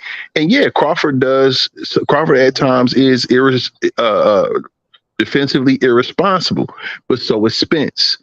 And Crawford does put his chin out there because for 2 reasons. He want to see the power and he want to see the distance. Because if he can move back just slightly, he knows how much you can touch him and how much he can touch you. Teddy Atlas told y'all a long time ago, he has the best instincts of any other fighter. So when everybody's talking about he's flashy, it's not the flash that you have a problem with. It's not even his fundamentals or the technical part. It's that he's an instinctual fighter. So he can do things that other fighters can't do. That's the reason why they call it flashy. It ain't flash. It's just that he can damn near go in there with his eyes closed and do shit that other people can't do, whether if he's 36 or whether if he's 26. And that's the reason why he says that he is the fighter of this generation, like Floyd was the fighter of his generation, is because Floyd could do things that other fighters couldn't do. So that's what I had to say. Already, man. The panel back open. Go ahead, Ayo. Ask D-Young what you was gonna ask him, bro. I forgot what I asked you, D-Young. I Hey, forgot. Go Ayo, ahead, can Fish. I ask him something real quick? He was finna say something. Okay, D-Young, you Go ahead, saw Fish. you saw the weigh-in today, right? Yes, sir. And I know, and you said it earlier too, so I ain't trying to beat a dead horse, but you said over and over and over and over, this fight wasn't happening. Earl Spence was I fighting did. Keith Thurman. That's the play, right? You remember that we ain't got to Yes, sir. beat it, right? Yes, So sir. he asked Terrence Crawford himself for thank you.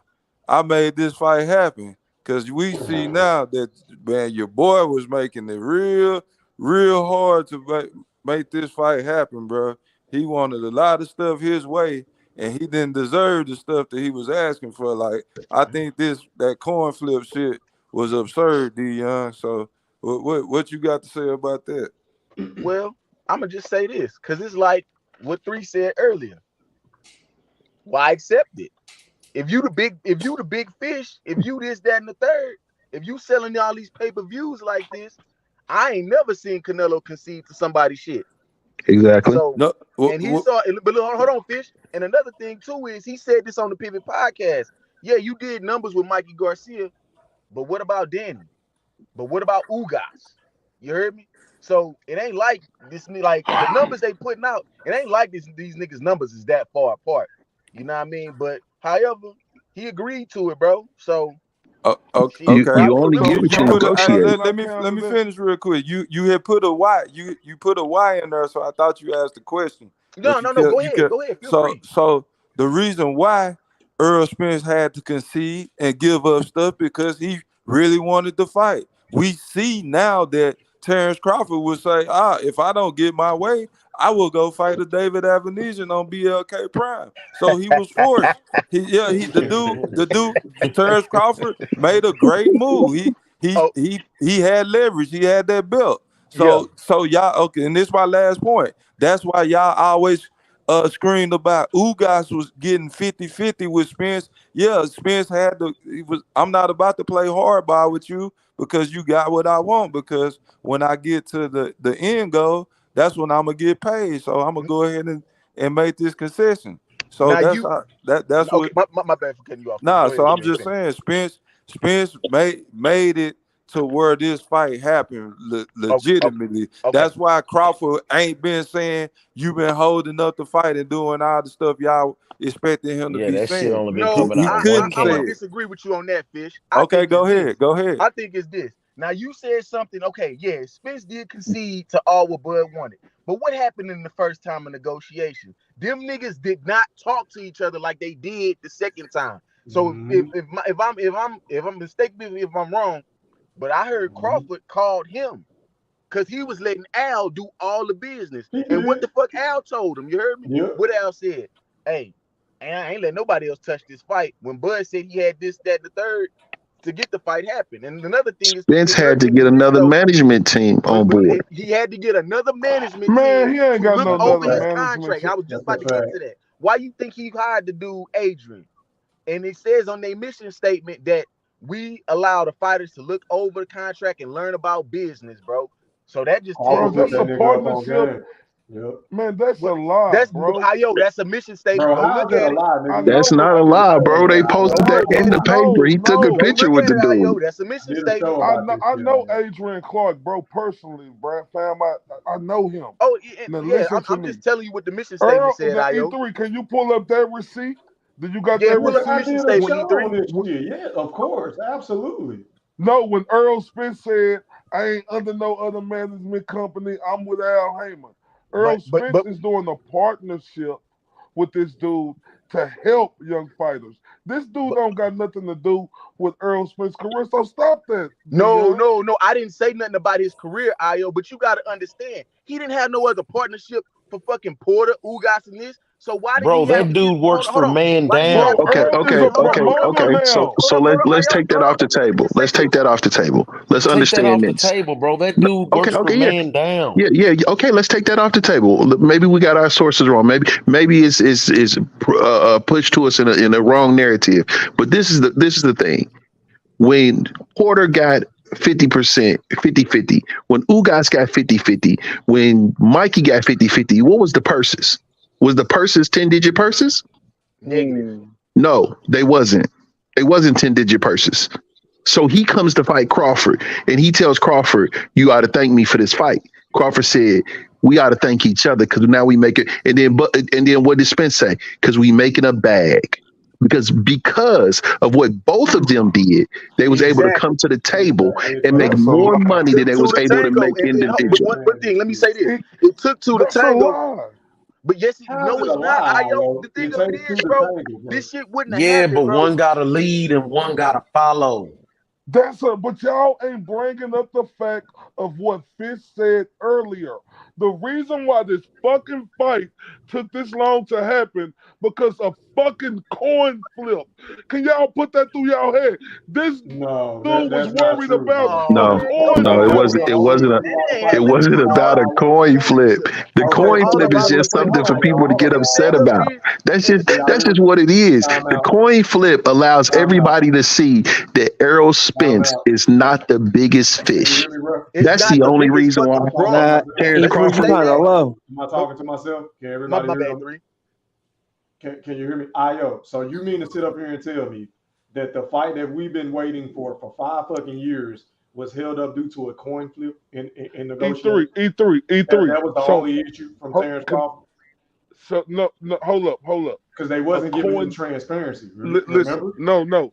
E3, listen. We don't know what was going on, but we know now that the coin flip was a fucking major part in the transparency, sir.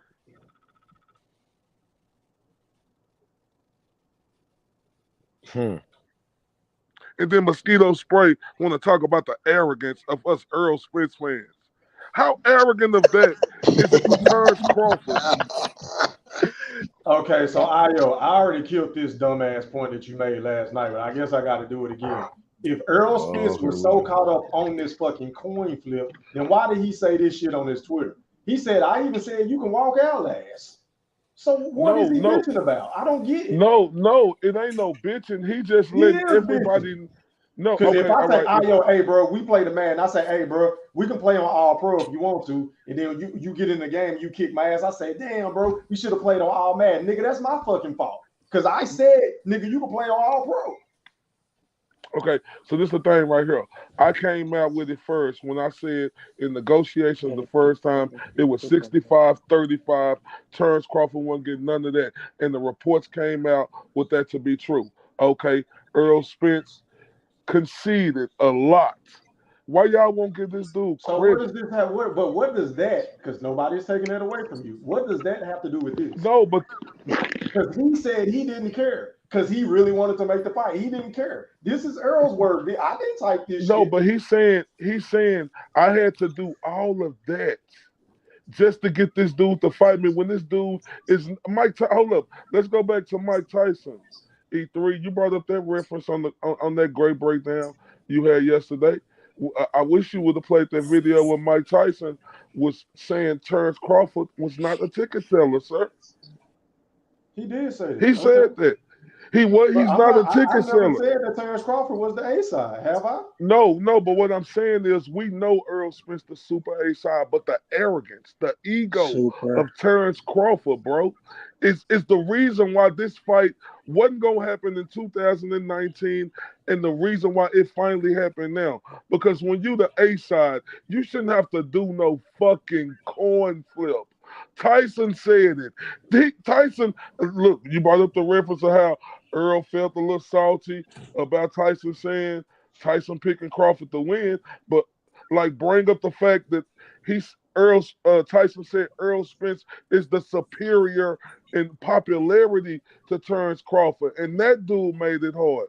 Give Earl Spence credit, even though he knew he was that nigga. He pushed everything. Like Fish said, that y'all keep trying to twirl around to make this fight happen. Why am I going to give a nigga credit for doing some shit he said he was going to fucking do anyway? No, E3. He said he was going to fight Terrence Crawford last for all of the marbles, and now that we're at this point, now he want to bitch him on about negotiations, even though he conceded to say, hey, I don't give a fuck if I come out first or last. I just really want to make this fight. We don't want to hear this shit a day before the fucking fight. Earl, but he didn't say nothing about coming out first or last. He said about a coin flip. He didn't mention about it. That's what the fuck we talking about. What are you talking about? But he said a coin flip. He didn't say nothing. Exactly. They flipped the coin. That's what they negotiated. But yeah, but I'm saying, wait a minute. But here, are you looking at your phone? He said we didn't give you everything you asked for. Shit. I even said you can walk out last, and he's laughing about it. So what is he bitching about, Ayo? I know, but he was laughing about it, because the nigga's being corny. Man, that nigga been corny this whole time, man. Fuck that. The fight here, bro. What is he hold still that nigga? I ain't trying to hear that shit, bro. Niggas ain't trying hold to him accountable, man. But I don't want to hold Earl conceded to none of that shit. Hold him accountable. The only thing that I had to say is I've never tried to take any credit away from Errol Spence. I get it, man, is due, but like somebody else, I think Thriller said, why are you trying to, you know what I'm saying, like give him extra for what? You know what I'm saying? He said he was going to do. If you're the A side, you get what you negotiate. The beautiful thing about boxing is simply this. There are two men and or two women who decide to go into a ring and they agree upon a weight. And they both are supposed to, when they sign a contract, and sound mind to believe that one can beat the other one. It is the most fair, even when it's unfair, discipline of all sports. That's why we love it. That's why we hate it. Negotiate because you get what you negotiate. And if he negotiated a coin flip, then that's what he got. He got a coin flip. Benavidez never wobble, but can I say something? Thriller is the leader of the Bud Buddies, right? And He got a part 1 through 19. Don't you know if Earl Spence wouldn't have conceded to a coin flip, that we would have had 100 episodes of that, bro? Because we didn't know it was a coin flip until now. So think about that. You got to think about how everybody. Because I could have made way more episodes than what I did. No, I know, but making the shit. Hey, so what you saying, IO? So what you saying, IO? What you saying is Bud dipped off. What you do, Thriller? The perception. IO, what you saying is Bud dipped off, fought David Avenesia for a 10-figure payday, and then he came back to the table knowing he could make over 10 figures and proved it. This is proof in the pudding that it could be 10 figures made on just him. He didn't make no 10 million. Okay. All right. I'm just telling you what the report said. Right? All right, that's what the report said. So he did all that to come back to the table, called up Earl and said, "Hey man, these people still got this money on the table. We can still figure this shit out." But if you don't give me a flip of a coin, we ain't gonna get nothing. No, but I'm talking about Thriller. Look, and this ain't nothing. We didn't know what was happening in negotiations. We're just now finding out now. But if we didn't know that, Thriller have a 19-part series of the reason why Earl Spence is ducking Terrence Crawford, and the perception was he was ducking. If we wouldn't have knew about this coin flip, bro, the perception would have still been Earl Spence was the reason why this fight didn't happen. It's so funny how you take that coin flip narrative. It could be anything else. It could be any other reason. How you know it wasn't something else that was holding it up? And the coin flip is the only thing they spoke on. But the one thing we know that is a fact is that we had to have a coin flip. IO. Hold up, Mark. E3 go. IO. Bro, how can you sit up here and say that whenever everybody was blaming Bud for the failed negotiations the first time around? No, that's the first time. So no, that's Crawford was ducking. And on top of that, nobody knew they was in a second negotiation until it was damn near done. We didn't start talking about Thriller. You talking about in December? That's when we started talking about that. We weren't talking about that for December that Crawford was ducking. We were saying Crawford need to bow down. I don't understand what you're saying, Ayo. No, you said about Crawford. Why wasn't we saying that? Right? Because he wasn't. It wasn't no perception that he was doing that. All we seen of Terrence Crawford is saying, "I want to fight Earl Spence. I want that fight. Everybody know I want this fight." And when the opportunity was perfect for both of them to fight Thriller, he dropped the ball. Now, that's neither here or there because the fight is tomorrow night. But I was just bringing up, that's the reason why we went at him in negotiations, because the fight with Earl Spence was there. But, hey, salute to Terrence Crawford. You was right. He got what he wanted. He got more, fam. He did. Got Earl more too, though, Ayo. So did he really drop the ball? Right. That's the point. He got Earl more. But they both got more than what they was ever gonna get. They really Crawford got more. By not taking that deal. Errol got more. Errol only ever made about $3 million a fight. Earl was gonna already get his money, bro. What money was Errol gonna get? Errol has never had a 10-figure payday. Listen, technically, like I said before, IOTBA, Earl should be thanking Bud. Yes, sir. Facts. He should be thanking Bud. Because if they would have took that deal, bro, they would have been getting fucked. Both of them. Both of them. Go ahead. No, but what I'm saying is, E3, look, negotiations fell out, but Bud was never serious about the negotiations the first time because he had 1 foot. Like, how can you be serious about negotiations when all of a sudden? Okay, so IOTVA, let's take that for what it is, right? How could Spence ever be serious about negotiations when he said back then that Keith Thurman was on his list? And Keith Thurman came out and said multiple times that he was supposed to already be fighting Errol Spence long before Errol Spence and Bud was in negotiations. So Al Heyman had already had him in that. So how was he ever in it if he didn't have 1 foot in and 1 foot out? That's the same logic. That's a fucking lie. That's after that shit. We started hearing that noise after Terrence Crawford took the fucking David Avenesian fight. So don't bring up Keith Thurman to me. Hey, We started hearing, man. We started hearing that noise after that. yo, What about Ayo, the Canelo shit, Ayo? yo, Oh Ayo. yeah, he could What just go about up to Canelo, 160 Ayo? and fight Canelo. He could just What go up to about this? 160 and fight Canelo. What about this shit, Ayo? Speak to that. No, Hey, but look, This was before they negotiated with Crawford too, just FYI. man, But look. was he really serious about Okay, so holding look, up all to right, his all right. word, or was he going to move up and get a bag? Why with do you Canelo think and never this come man back had a down? 19-part series on him ducking? Because there was proof there. No matter how many times you want to run back and say, oh, it was a coin flip. Oh, no. Everybody who said that Spence was ducking, it really looked that way because he said he was going to take the easy route, and the easy route did not look that easy. So therefore, it made it seem like that what's Bud was. crazy? It made it So seem like that Bud's route Bud was was not much the harder than. boogeyman, but Bud was Baba Yaga. He was the one who you call to kill the So boogeyman. Bud's route was much harder than. That's what No, you're no, no, trying no, to no. tell me. Nobody compared the routes. No. What we're going on But is I'm what asking you. Spence said. No, but Spence I'm said asking you. that he was going to take the easy route. Hold on. But I'm asking you. What do you think? So Bud's route was harder. Again, we're talking about what Spence said. I'm not talking about what Spence said. Okay. I'm Was asking Bud's route you. harder? No, it was not harder. No, absolutely not. Nope. Actually, the easier Next route. question. Nope, it was not harder. Next question.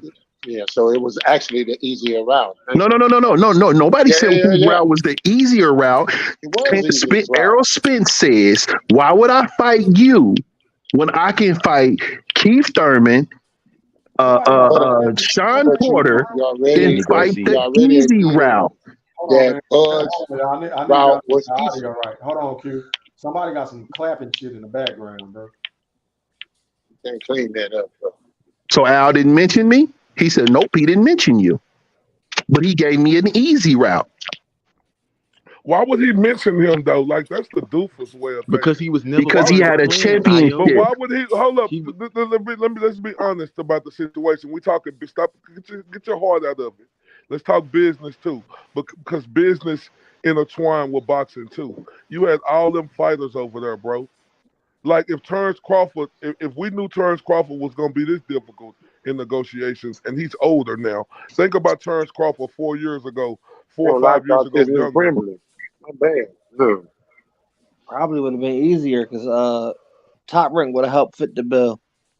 Not only would Top Rank would have helped fit the bill, Top Rank helped foot the bill when it came to Deontay Wilder and Tyson Fury. It would have been a cross promotional thing, and they had worked together before.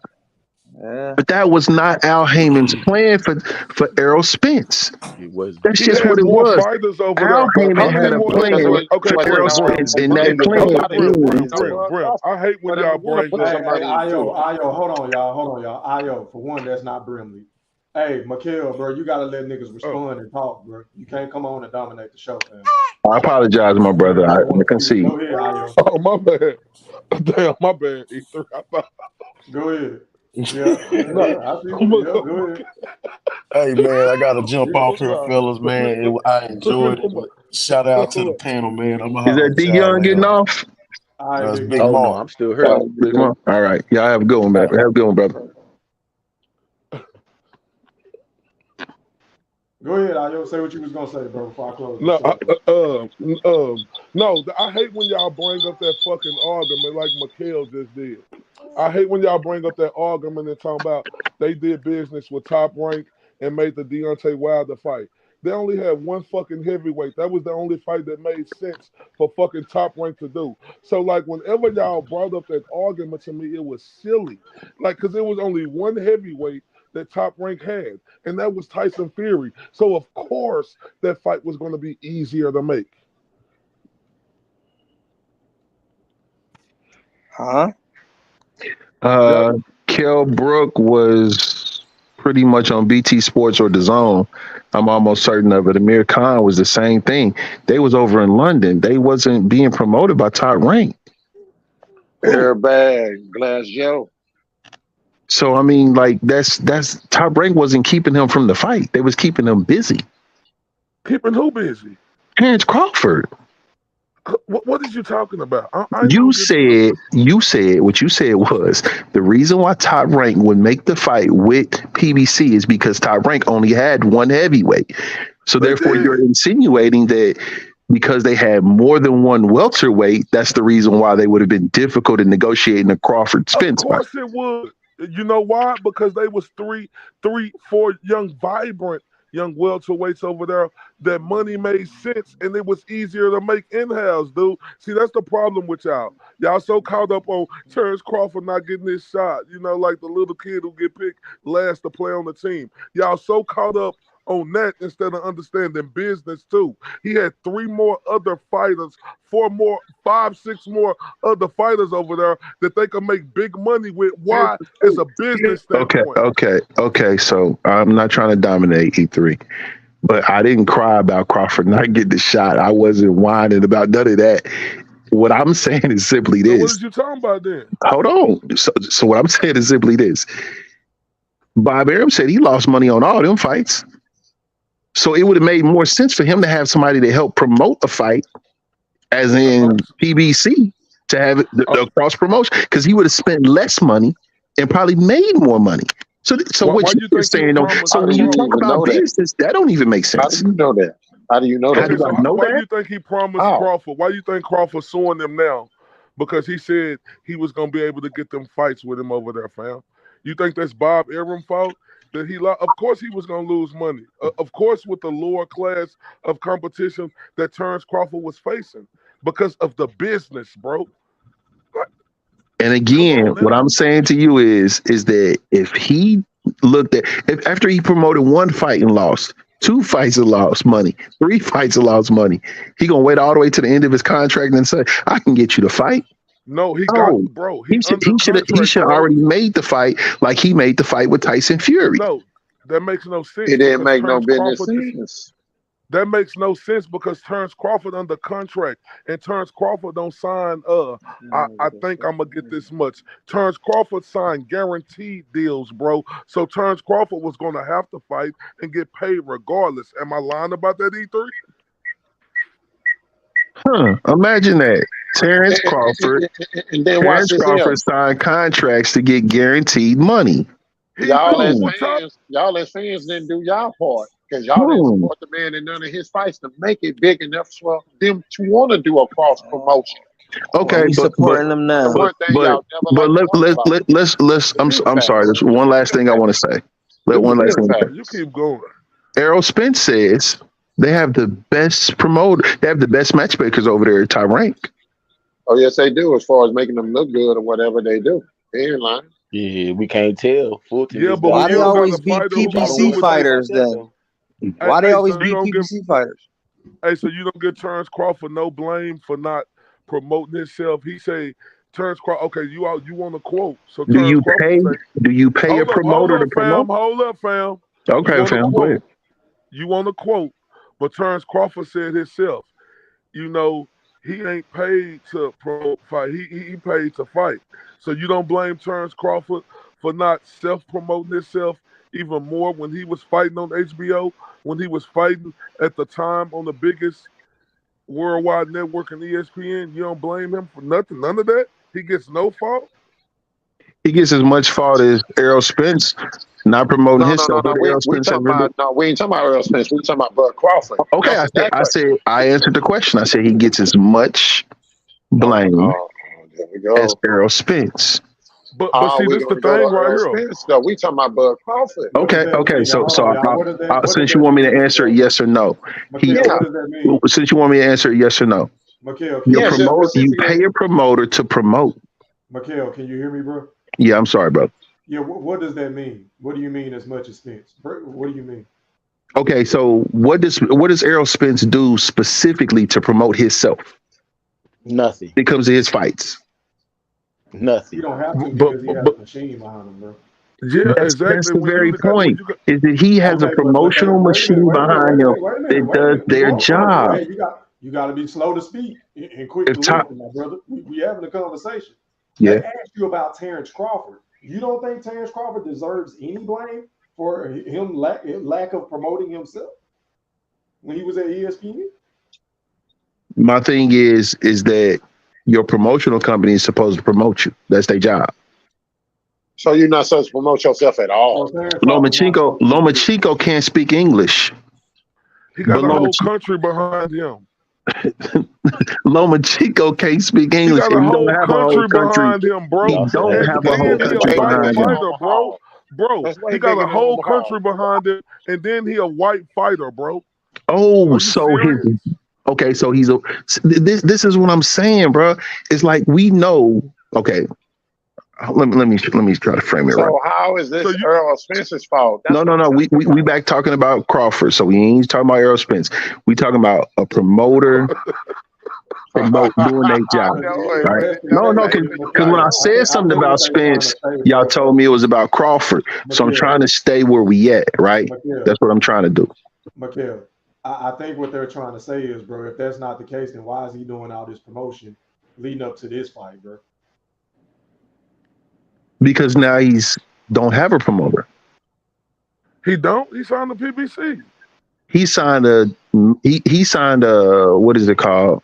A partnership. He signed the PBC. He signed a partnership to do two fights he's with PBC. Bro, he signed to PBC. You got to accept it. No, you're right. You're right. He signed. Hold on. Man, he signed to PBC, He bro. signed the PBC, and when he signed the PBC, we don't know what's in the paperwork for what he can and cannot say, and how much he's supposed to promote the fight. It's a 2-fight co-promotion deal. Two co-promotion deal. So it's a co-promotion deal. So who is he promoting with? But he's with PBC. You got to say that, my brother. No, I'm not taking it. It says PBC. You gotta say it, bro. Hold up, fam. Now you shouldn't have put running in circles, fam. Now you got to make your mind up, because you're talking about PBC like Top Rank isn't a fucking machine. Like ESPN ain't considered the worldwide leader in sports. What you say? Because Lomachenko is a white fighter. If that's who they want to promote, no. Is it not your promotional company's responsibility when you pay them to promote you? You don't pay them to fucking. You don't pay the promotional company. They fucking pay you. They signed you. So hold up, you telling me Terrence Crawford signed Top Rank and he was paying Top Rank to promote him? Okay, so no, I'm asking you a question. Did Terrence Crawford sign Top Rank? Ass shit right here, boy. Did Terrence Crawford sign Top Rank? This is crazy. No, he didn't sign Top Rank. Nope. So what the fuck is you talking about? What the fuck I'm talking about is that this some crazy ass shit that you talking about right now. What the fuck I'm talking about is that when you go through the splits of how a fighter is paid, when he gets a purse, that purse is paid out to what that got to do with the fact that he has signed a Top Rank and he got to promote himself in some form, shape, or fashion? Does not part of his purse go back to what he paid his promotional company? And you know what? That's the reason why he don't got his promotional company make part of his purse? You know what? That's the reason why. That's why I respect E Thriller the Black Picasso. Right? It's nobody like him who cheers for Terrence Crawford and who could keep it 100% down the board when it comes to this guy, fam. Terrence Crawford didn't promote himself. That's why Terrence Crawford was always in his position, crying, moaning, and bitching about him not being able to get the fights with nobody because he didn't help himself. Now, skill-wise, did he have it in the ring? Absolutely. But promotional-wise, he didn't give his own self that push to make the public push for a higher demand, to make them fighters fight him, bro. Stop the nonsense. You know what? I concede to you this. On that banner, it says PBC, it says Man Down, it says Terrence Bud Crawford Promotions. And he is doing his best to promote the hell out of his company on a PBC card. Hold up. Hold up, fam. Hold up. Now, you do understand. Now, hold up, fam. You do understand. It hurts you, man. It really hurts you, don't it, man?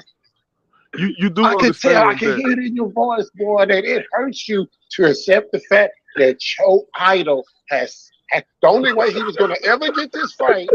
Listen to me, boy. He had to side with No, no, I had PBC. no problem. Yes, And first you off, I'm got not a boy, but I got had to no. I accept don't care. it. I don't You care got to where accept you. it. I don't You care got to where he accept it. I fights know it Errol hurts your Spence at. soul. He I can know fight it Errol hurts your Spence. He can fight soul. Errol Spence in your You backyard. buddies I'm hate still gonna to pay for the. accept I'm the still gonna fact pay that for the pay he per view. had the only way Nah, he I was don't but going to bro, get care. this fight was signing with I don't. That doesn't. That doesn't. PBC. That doesn't With matter to me. I never PBC. cared. I never nah, cared but you about that. showing but fam, you showing lack of common sense. I No, ain't it's calling not a you lack dumb. of common No, sense, bro. listen to let me finish. I ain't saying you're dumb. I'm just saying you're showing lack of common sense because as a fighter, you don't just get your promotional company, right? You got to build yourself up to where you that God to where you can afford to buy your promotional company. But on that journey, on the way up, you have to do other things to put yourself in position to do that. And Terrence Crawford didn't do that for a long while, bro. This is the most we seen Terrence Crawford do. Now, look, we could say Earl Spence don't do it, but Earl Spence got that it factor behind him. He got a real city and machine behind him that push him.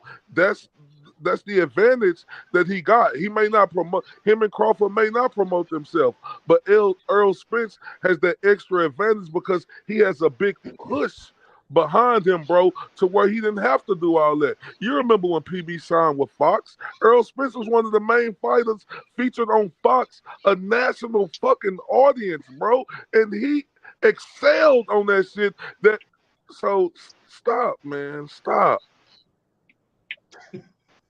Everything you just said right there, LTBA, was true. I ain't gonna lie, man. You okay? Who okay? You. Bro, this Hey, doesn't where you bother. from, bro? Where you from? This doesn't bother me, bro. I ain't gonna Like, lie, boy. You Where were you taking a from? lot of punishment, boy. I'm You were not taking taking no too punishment, much. man. Hey, This where shit you is from, funny to bro? Where me. you from? You Where you take too from? much I'm from the punishment. Midwest, bro. You from the What Midwest? part? Where in the Midwest? The Midwest, man. That's just it. The I'm Midwest. talking about where in the Midwest? Michigan, bro. I'm from Dallas, Texas. Right. I know. What I've part of heard Michigan you you. from? I heard you all over these boxing circles. Most of the time, I just listen. I don't say much. I just So listen. what part of Michigan you from? Flint. So you from where Clarissa Shields from? You know her? Nah. Oh, you don't know her? I'm surprised. Mm-mm. I don't know. You just sound real familiar to me, fam. You sound like a familiar voice. Nah, bro.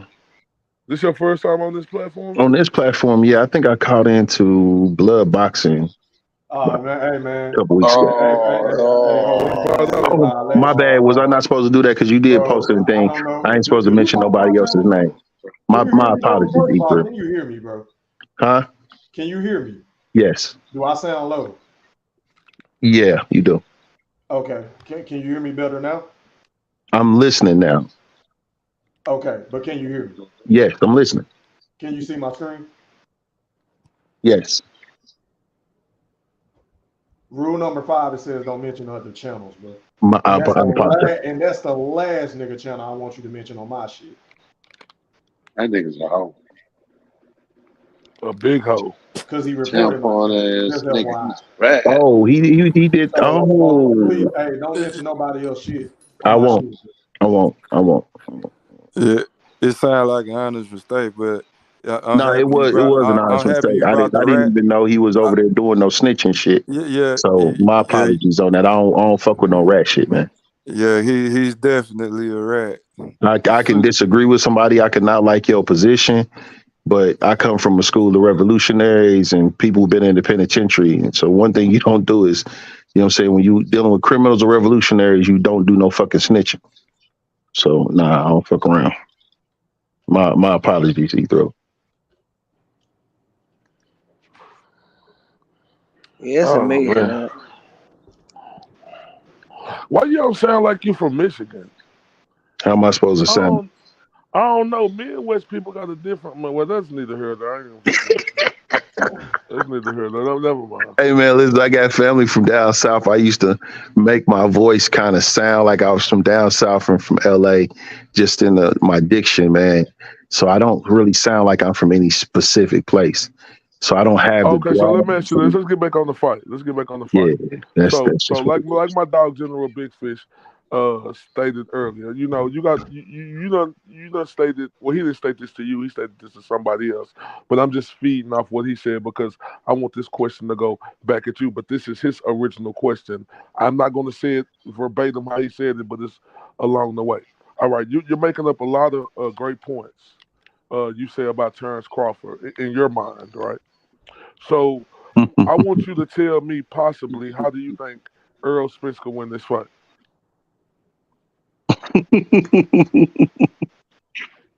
Oh man. I don't know, man. You can't think? Hey, no, it's not that I can't think, bro. You don't have to do the little side jabs, man. That's No, funny. I'm just saying, That's like, why I I mean, laugh a lot, because y'all be like no, I'm like, sneaking little I'm like jabs there. you so fluently spoke on Terrence Crawford, you can't even Because fathom part of on me, how you think. part of me want to be an asshole and say he need to load his gloves, but I can't take away from the skills that Spence has. I'm doing my best to call it down the line. You understand what I'm saying? I'm trying not to be too biased, right? A lot of people says that if Bud gets overly emotional, then Spence, and that's the narrative. The narrative is that if they can get Bud overly emotional, they're getting caught into a firefight, and Spence can very well dominate him in a firefight. I don't know if it was you, IO, but somebody earlier was talking about the whole chin thing, where Terrence leaves his chin out there, and I even that was Big spoke on Mark. that. Okay, yeah, I was trying to speak on. I think I was on mute at the time, but I was trying to speak on that about how he does that to gauge range and to see how bad of a person, how strong a person punches. If Bud does that and Spence catches him clean with enough power, I mean, it could change the fight. That's the way I see Spence winning it. But Bud That's would the only really way. have to give him his chin. So you don't think Earl Spence being a tremendous body puncher he is, that's not going to have no effect in the fight, at no point in the fight? Because let's be honest, we have seen nobody be able to stop his arsenal of body shots. You don't think that's going to have no type of effect? I'm gonna say this to you, and I don't have the reference of telling you what fight I seen it in. But Sean Porter said he regrets not going to Spence's body early. And I was watching a Spence fight a couple of days ago, and somebody hit him to the body, and it really affected Spence in a way. And it was a half a second I could see him stutter. Terrence Crawford heard Sean Porter say that. Sean Porter said that for a reason. Sean Porter wanted his friend to win that fight. He wants Terrence Crawford to win the fight. Hold up. You know what you just said, right? You said he wished he could have went to the body. That's what Terrence Crawford. That's what Sean Porter said. I know, but you said he wished. Like the context of it, you said he wished. Like Earl Spence had nothing to do with that, huh? No. I'm not taking it away from. I'm telling you what. No, I'm saying Sean because you Porter said. No, I'm saying Earl Spence had nothing to do with him not being able to be effective, throwing more body punches early in the fight. I don't know. I don't know why Sean Porter didn't throw more body punches to the body. No, you mentioned body, and you mentioned Earl Spence got hit with a body, and then you referenced Sean Porter. And you said Sean Porter said that he wished that he went to the body earlier and more often. And I'm asking you, so Earl Spence, did you watch that fight? I did. So Earl Spence, then, did he play a part in the reason why Sean Porter wasn't as effective as he wanted to be? I don't know. I can assume that that's why he didn't do it. But the way that Sean Porter, so how don't you know? The way that Sean Porter made it sound was he didn't think of that. You get what I'm saying? No. We know how Sean Porter is, right? We Okay. know he is a high motor. We know he's going to mow you down and hit you in your body, hit you every place he can. Mm-hmm. So we know what type of fighter he is. Mm-hmm. So what you saying, Sean Porter saying he didn't know that, we have seen nothing but that out of Sean Porter throughout his entire career. So I'm asking you again, sir. You quoted that Sean Porter stated that he wished he could have did that. We have seen Sean Porter do that against a lot of guys and be effective. So you're not going to give Earl Spence any credit for But not Sean being Porter did able it to. against Errol Spence and was effective. No. You said that Sean Porter said he wished he could have did And it you more. also asked me, did I watch the fight? And No, yes, no.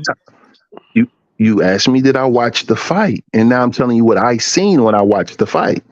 I seen No, Sean Porter make deposits to the body of Errol Spence. no, you didn't say that. You brought up something else and said you seen Earl Spence don't like it to the body because somebody hit him with a short punch to the body and the way he reacted. And Yes. then you said Mm-hmm. Sean Porter said that he wished he could have did that. See, Mm-hmm. my thing with you, bro, like I understand you rooting for Terrence Crawford, fam, and I get that. I see a lot of attributes in Terrence Crawford. Let me show you how you do this. Terrence Crawford is swift on his feet, right? I ain't stupid to the fact. You hear TBA talking about Terrence Crawford resume. That's what you hear me talking about. You don't hear me. I could tell you, he's great movement. He is a dog. Terrence Crawford do got grit. He could box and he could brawl. Hey, look, this is the thing about Terrence Crawford. He could box and he could fight you when he need to fight you. That's what's special about him. Plus all the other special abilities. If Terrence Crawford is able to hit Earl Spence and let Earl Spence know early, because we know Earl Spence is more effective because that's all we seen, right? Is coming forward. If Terrence Crawford is able to push Earl Spence back with all the other stuff he do, but the major thing he needs to do is be able to push him back and control the range like a matador and play Earl Spence like a bull, then he could be successful. Why is it so hard for you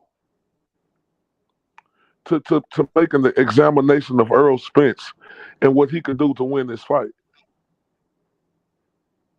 Because I don't see him winning. It ain't about you seeing them winning the fam. Now, look, I don't see Terrence Crawford winning this fight, but I'm not stupid to the fact because, I grew up watching boxing, right? And I quote this all the time. His name is Jim Lampley. He the best to me to ever do it. He say boxing is the theater of the unexpected. So you can't go in boxing matches just because you think your man is going to win and not think about the unexpected shit that could happen, right? Does that make sense? And I told you the unexpected shit that I've seen happening. Okay. Hey man, let's go ahead and close this show, man. Closing thoughts. Go ahead, McKill. Give me your closing thoughts, man. Oh man, I just want to say thanks for letting me come on, man, and speak my piece. And I want to apologize again about breaking your rule, man. I appreciate you, brother. And I do listen to your show often. Thank you. All right, man. Going out to Dre from Southwest Philly. Closing thoughts, my brother. Great show as always. Thank you. Much respect to all the brothers on the panel, man. For even when they disagree, always keeping it respectful. I really fuck with that. Got Bud, y'all know, and 7-9. And even though we argue, man, we all sport fans of the sport, and we passionate, man. So let's keep coming together during this and after this, man. And I appreciate everybody. Shout out to my nigga E Thriller for always holding it down. Appreciate you, Dre. All right, man. Going out to IOTBA. Closing thoughts, my guy. Hey, shout out to Go Thriller, man. E Thriller, man. Appreciate you and Mosquito Spray coming out here, man, and doing that excellent breakdown, not just on one particular fighter, but on both fighters, and giving all the reasons of the seasons why each fighter could win this fight, and what type of things each fighter could do to win the fight. We really appreciate that as a boxing audience.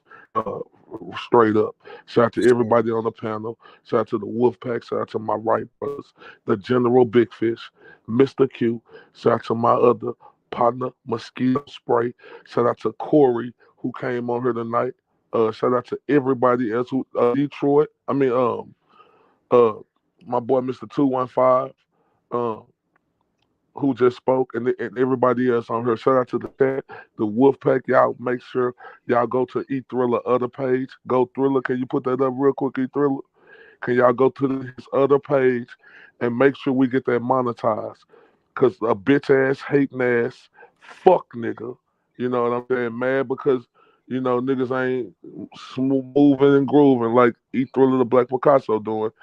Got in their feelings and But please go subscribe to their other plays. Let's push that bitch to 1,000 quick. Yes, sir. Appreciate y'all, IOTBA. Make sure y'all go sub up to the Spit Bucket, man, on the Facebook group and the channel on YouTube and IOTBA Boxing Talk, man. All right, going out to my brother Mosquito Spray, aka Eddie Atlas. Closing thoughts, my guy. I can't hear you, Mosquito. Oh, you can't hear me? There you go. I think my mic been fucking up too tonight, bro. I don't know what's going on. Yeah. Go ahead, bro. Yeah, it's a couple days ago. Damn, I still can't hear you, Mosquito. Can't hear me? Nuh-uh. How about like now? You can't hear me at all? Like I'm low? I can hear you now. Yeah, you sound real low. Okay. Yeah, my fault. Yeah, I appreciate that, man. My fault about the audio issue and shit, but damn, I still can't hear you, bro. You can't. Yeah, man. It's all good, Mosquito. Damn. But yeah, I appreciate having me on, man. Looking forward to the fight tomorrow, man. May the best champion win, man. I'm looking forward to catching y'all tomorrow, man. Seeing everybody's face. Already, I appreciate you for taking time out your night, man, to come on and educate us on the sport of boxing, man, from both sides. Yes, sir. Appreciate you. Appreciate you. I'll tap in with you tomorrow, man. All right, and last but not least, going out to my brother, the General Big Fish. Take us home, man. Man, great show, E Thriller, man. It's unbelievable, man, that we here. It's a great show tonight. Big respect to you, Mosquito Spray, man. It's our love, but it's war, man. The spoils go to the winner. Hey, the Triple G and Canelo ain't got nothing on this, boy. I did the bragging rights is at high stakes. We got big stakes on the flow, and what two? He wanted to bet some banana splits, E3. So we got 2 banana splits and a strawberry shortcake and a steak dinner on the line, man. Let's go, Spence. I'm out, man. Shout out to everybody in the Wolfpack, man. Everybody on the panel, man. Y'all boys had a great conversation going tonight, man. Again, hit that like button for my brother E Thriller, man. GOAT Thriller. Peace. I appreciate you, man. Shout out to everybody that pulled up on me on the panel, man. Shout out to the Wolf Chat. Shout out to the Playback Gang. Make sure y'all drop some comments in the chat and let me know who y'all picking and why, so we can get everybody on record. So whenever y'all come on tomorrow, y'all got to cut your cameras on and face the music. Win, lose, or draw. This one is for the fans. We've been getting shortchanged for I don't know how many years in the sport of boxing, but right now the sport of boxing is doing us a favor, man. Shout out to the boxing guys. Shout out to Earl Spence. Shout out to Terrence Crawford. Shout out to Al Heyman. Shout out to Derrick James. Shout out to Bo Mack. Shout out to all camps, anybody involved in making this motherfucking fight. We are going to enjoy it tomorrow. Once again, shout out to everybody that sent me a cash app. We are gone. Holla. Are you not entertained? Are you not entertained? Is this not why you are here? Yeah, I said it.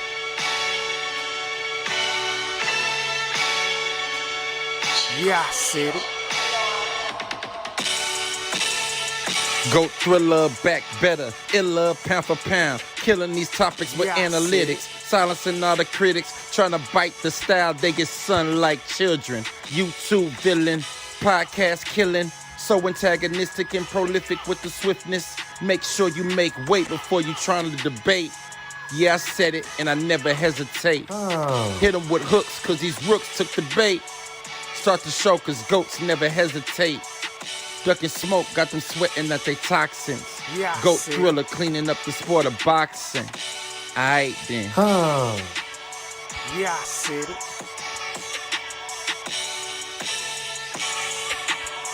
Yeah, I said it. I fucking wait. I am the greatest. Yeah, I said it.